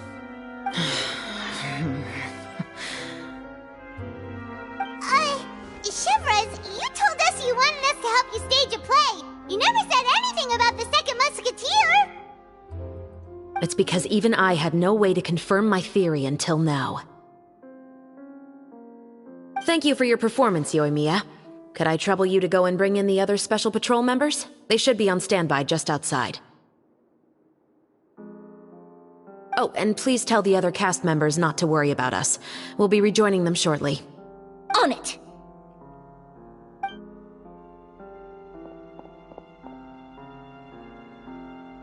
So what do you think, Morris? Care to talk about what happened 20 years ago? My patience is limited, you know. Don't force me to take you back to the interrogation room. I'd wager that you wouldn't last for more than a minute in there. With the recording we made, you have no chance of winning in court.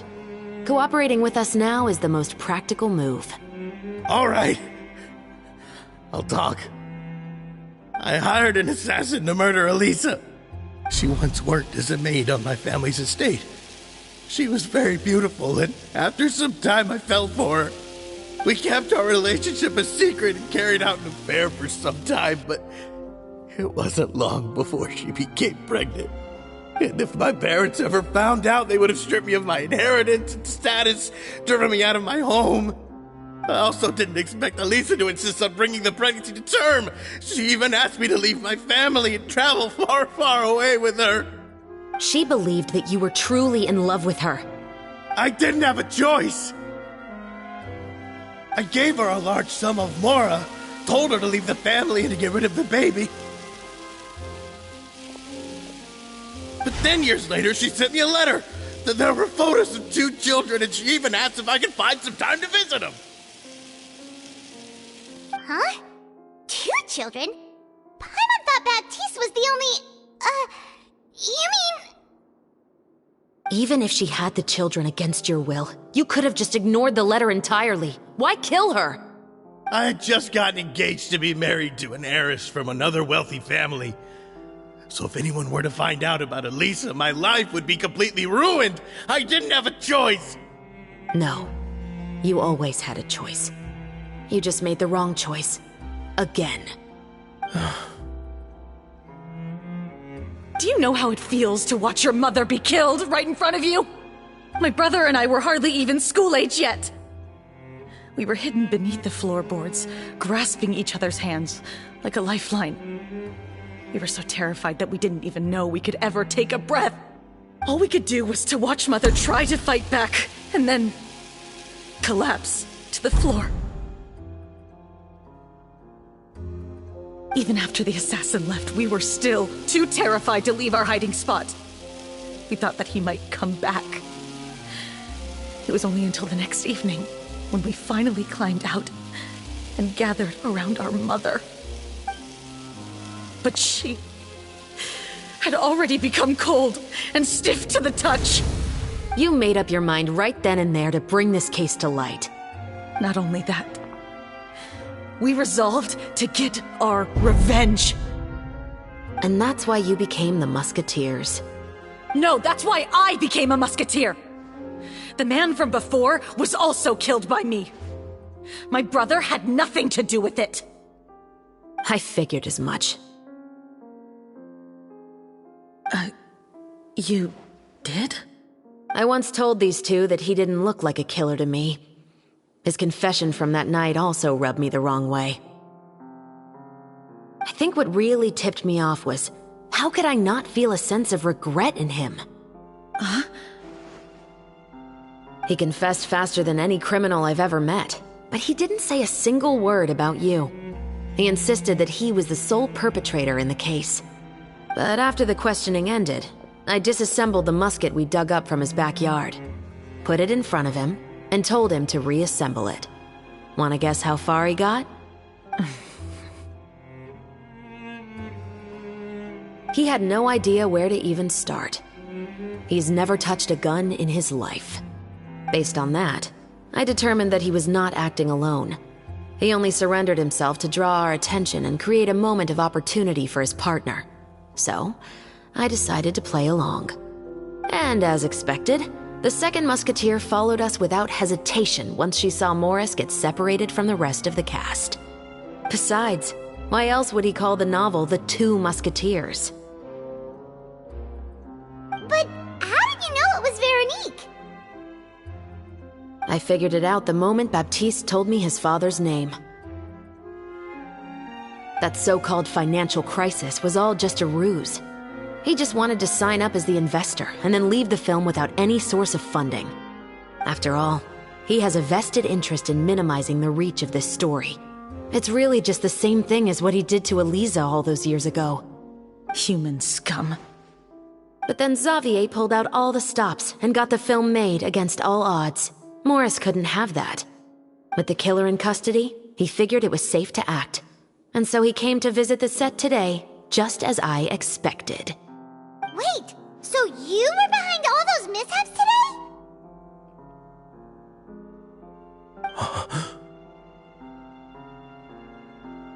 As for the identity of the second musketeer, I assumed they'd probably stay close to Morris and look for an opening. And if they already knew that Morris was the film's investor, then that narrowed the list of potential suspects as well. Furthermore, being the props manager would allow the culprit to avoid scrutiny by purchasing mechanical parts in the name of the crew. With that hypothesis in mind, I went back to check Baptiste's orphanage adoption records. Guess whose name I saw on the same page, just a few lines from his. My brother. He trusted you. As in, he trusted me to perform the deed on his behalf? He trusted you to stand on the side of justice. I am. I thought you could do it as well. Oh, the look on your face when you told him to go to hell. I really thought you'd put a bullet in his brain. You know what he has done. Are you telling me that you'd rather see him spend the rest of his life living like a king in the fortress of Meripede? I will never be able to forget the feeling of my mother's cold, lifeless hands. And you would call this ending fair? Is this what you call justice? I won't lie, Veronique. I did hesitate when your brother first told me about the truth. I wondered. I agonized over whether I should really put a bullet in his head. So why don't you? Because that should never be how justice is carried out in this world. Perhaps, to you, justice is simply reciprocated. An eye for an eye, and a life for a life. But everyone has their own understanding of justice.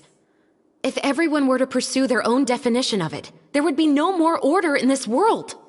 Today, you'll kill Morris, and tomorrow, his children may come for you. The world cannot render judgments based on a desire for revenge. That will only lead to a cycle of revenge, as well as the destruction of order and civilized society. Fontaine is founded on a set of laws and a standardized code of justice. That is why we are the nation of justice. But with all that said, I will promise you this. Morris will not lead a cushy life in the fortress of Meripede. Chevreuse, the rest of the special patrol is here. Thank you so much, Yoimiya. Letelier, Terena, please take them away.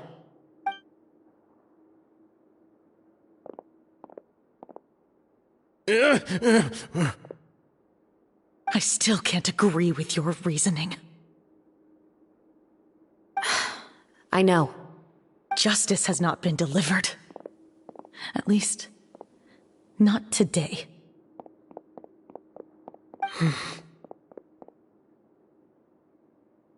Chevreuse. Let's go.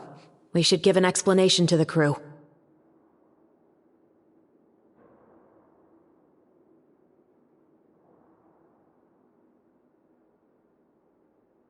Thank you for your concern.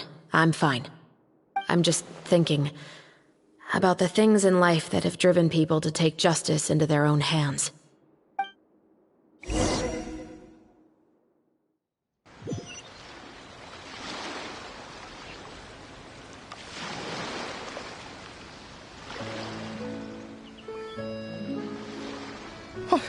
Who would have thought Morris would turn out to be... I'm at a loss of words. How could he have done something like this? I'm just glad that you're all safe and sound. Who knew that such a labyrinth of cases would be behind this story? Well, what should we do now? We have a finished film, of course, but should we still go ahead with the premiere? What do you mean? Shouldn't you be even more motivated to spread the word now that you've learned the truth? Chiori is right. I'd also like more people to see this story for themselves. But the real ending of the story seems to have deviated somewhat from the one in the script. Is that still acceptable to you, Miss Chevreuse? The call is yours. We still have time to reshoot an ending if that's what you'd like. No, it's fine as is. I like what we have for the catharsis. Romanticism is what gives works of art their appeal. Fiction is able to explore means of restitution that could never work in real life. Just like the real world, the world of stories also has its own set of rules and justice. These different possibilities are what initially drew me to reading in the first place. Sounds good to me. I support your decision. What about Veronique? Will she be okay? She will soon face her judgment alongside her brother and Morris. If I had to guess, they'll probably all be sent to the fortress of Meripede. I'll make sure to give Risley a heads up about it. Oh, you mean that kind of heads up? Exactly. Ahem. All right, then the matter's settled. Now that everything's been taken care of, there's no reason for us to keep looking all gloomy and grumpy. Let's get back to the feast and enjoy each other's company. We'll be starting the post-production process tomorrow. You should join us, Chevreuse. You missed the first few hours of the party, didn't you? All right. Count me in. Then I'll wait for you over there. There's still some good news that I'd like to share with Chevreuse. Traveler, Paimon, could you wait for me by the sea after the party ends? I'd like to go on a brief walk with the two of you.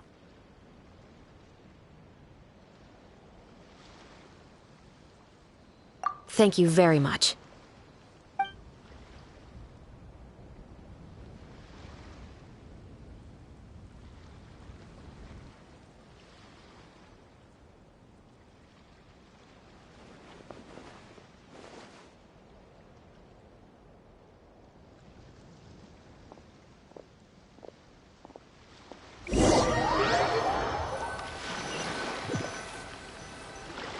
Sorry for the wait.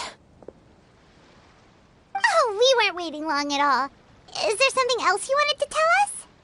No, I don't have anything new to share. I just felt that since you were my investigation partners, I should have another conversation with the two of you.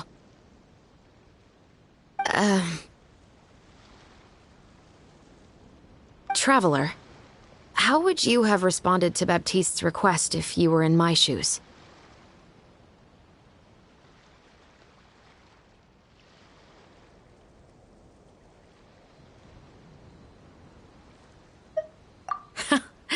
Just like the protagonist of the story, huh? Can't say it doesn't suit you.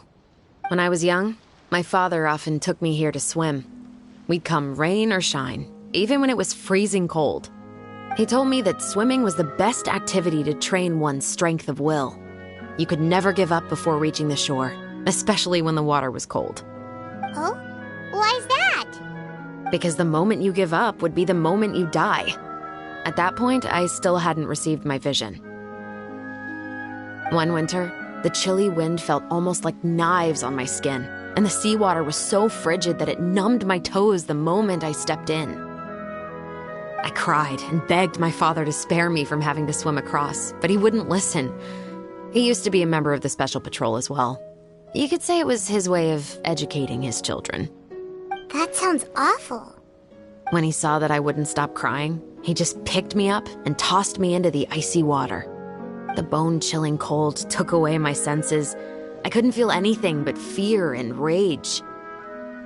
I waited for my father to save me, but one look and I knew he'd already started swimming for the opposite shore. I realized that if I were to give up, I really would die right then and there. I used all of my strength to try and catch up to my father. Those few minutes felt longer than my whole life up until that point. I did, however, make it to the other side. I've never felt afraid about anything in my life after that, nor have I ever cried again. That way of teaching would have never worked on Paimon. Yeah, I don't think that was the right method for anyone. It's just that, working now as I am in the pursuit of justice, I still sometimes feel like I've been tossed into that winter sea all over again. The anger and the helplessness. Chevreuse. But the worse I feel, the more I know to never give up. The alternative would be to forever lose myself among the waves. Anyway, how about a race? Neither of us will drown, but we can still see who swims faster.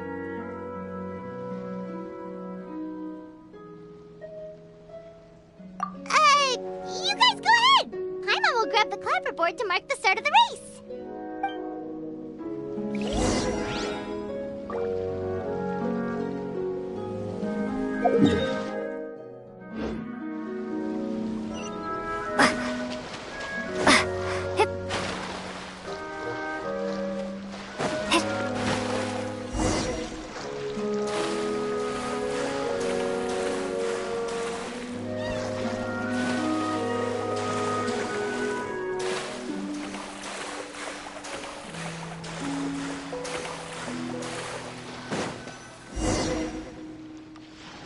Oh, that felt good.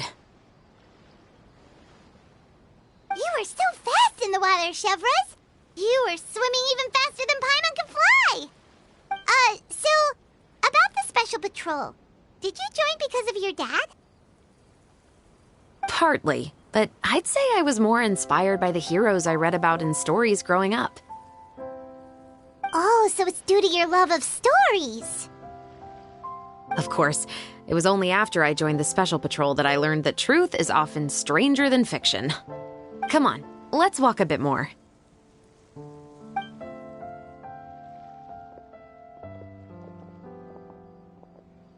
To be honest, I do sometimes question whether the decisions I make are the right ones.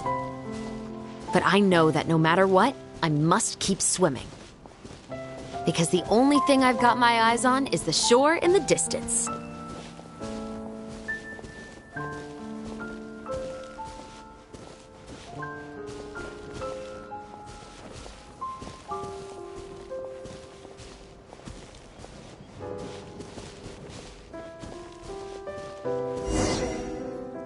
Thank you for coming on this walk with me. I feel a lot better after getting all that off my... Huh.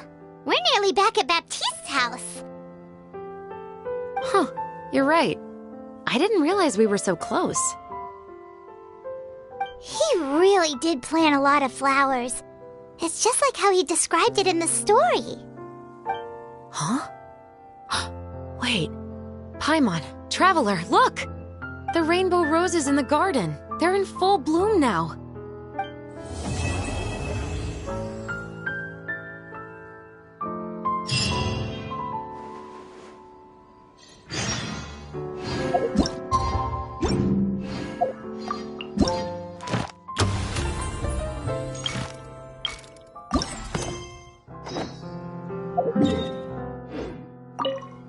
Even though it's a bit late, not on behalf of the Special Patrol this time. It's a thank you for looking out.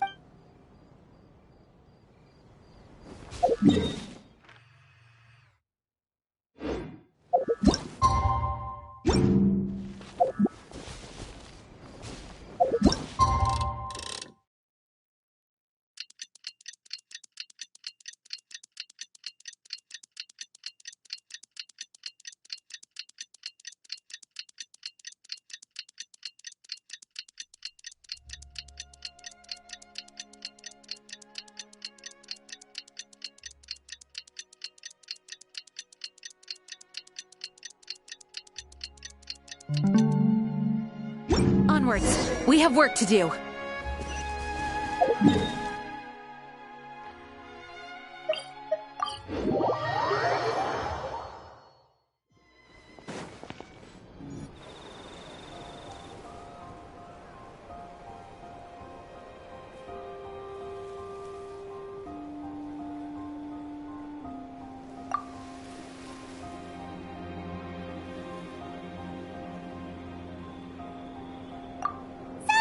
It's been a while.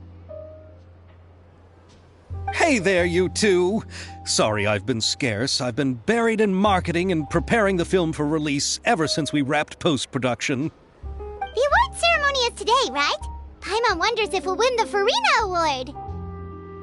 I'd give it a 90% chance. Farina! Oh, Paimon didn't know you were already here. You're earlier than everyone else. I'm sure the others will also be here in no time.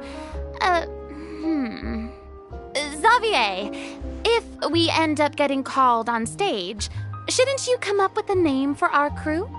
But we don't even know if we're going to win. I wouldn't want to jinx our chances by celebrating early. Just open your eyes! Surely you've seen the audience's reactions to our film. We've had nothing but critical acclaim. You've also had conversations with the Opera House's operating staff, right? Didn't they want to increase the number of showings?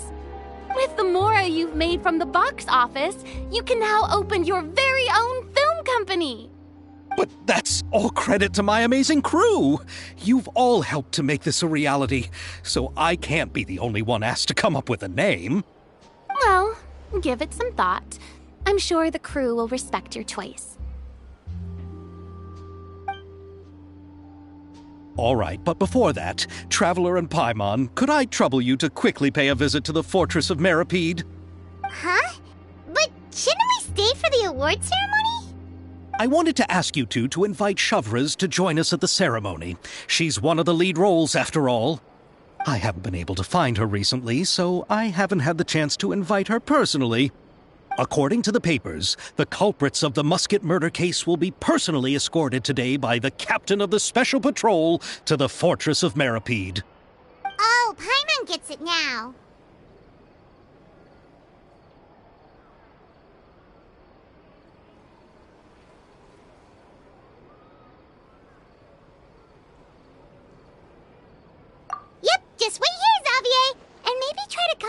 few snappy-sounding names. All right, then I'll leave you to it.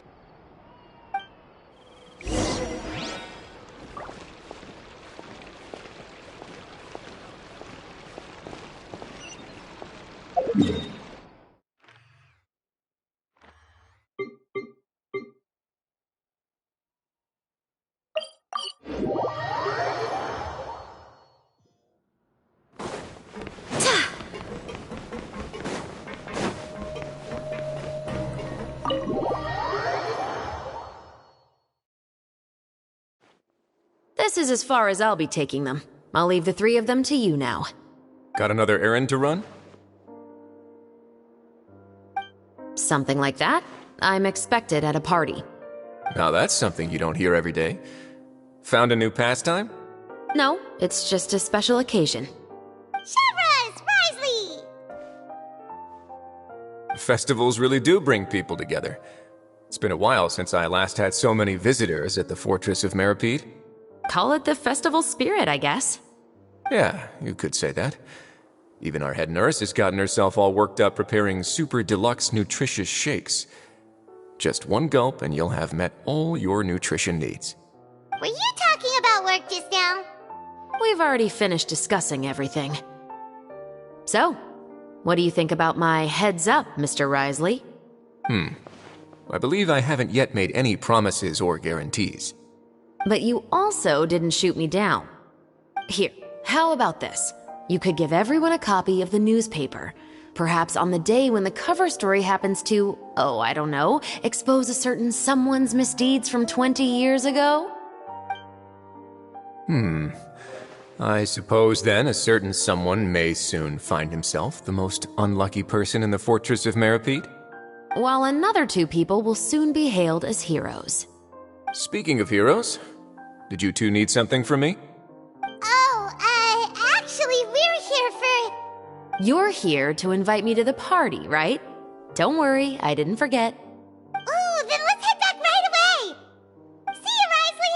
Happy Fontanalia Festival! And the same to you.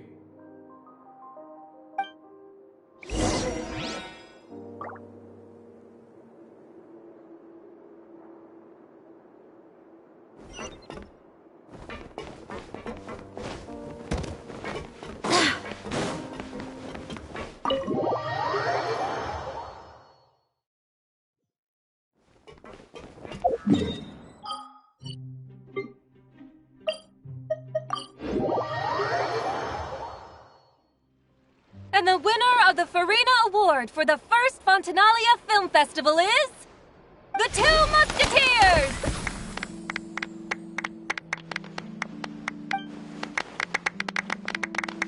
We won! We really won! Congratulations, Mr. Xavier. We won? I can't believe it! I really can't thank all of you enough! See? My takes on Fontaine's entertainment industry have never been wrong. Now, please welcome to the stage the producer of The Two Musketeers, Mr. Xavier!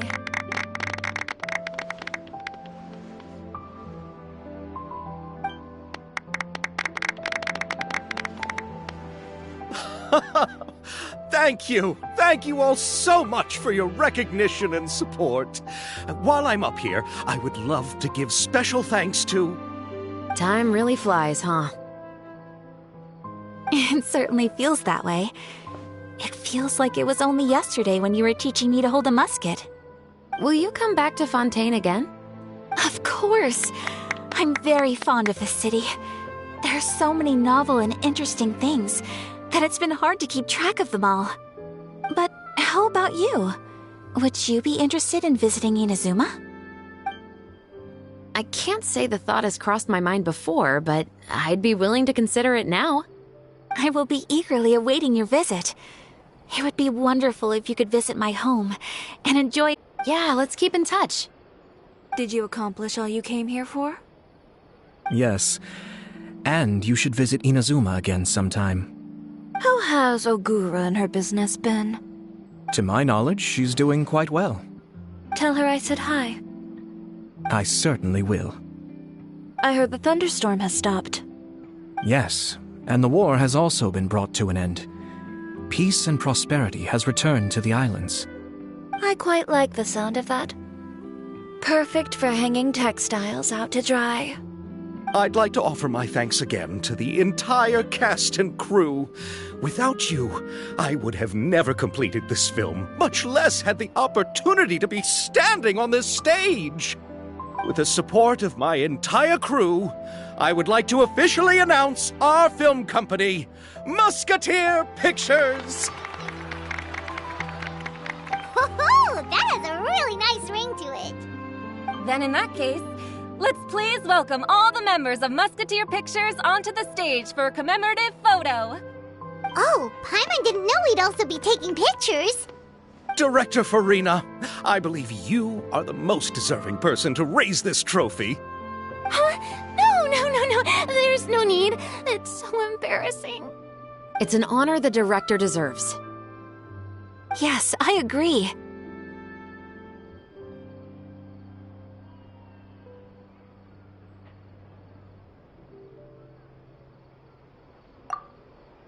Just accept that you're not getting out of this. Ready, everyone? 3, 2, 1. Musketeer Pictures!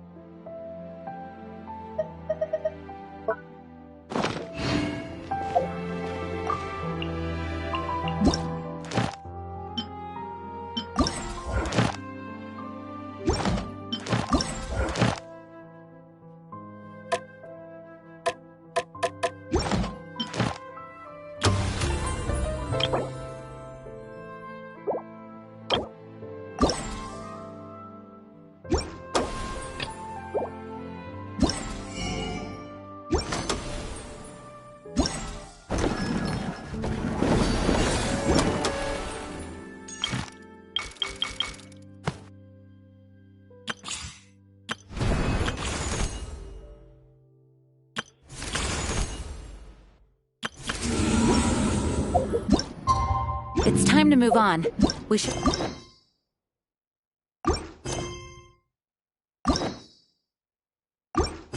Stay here.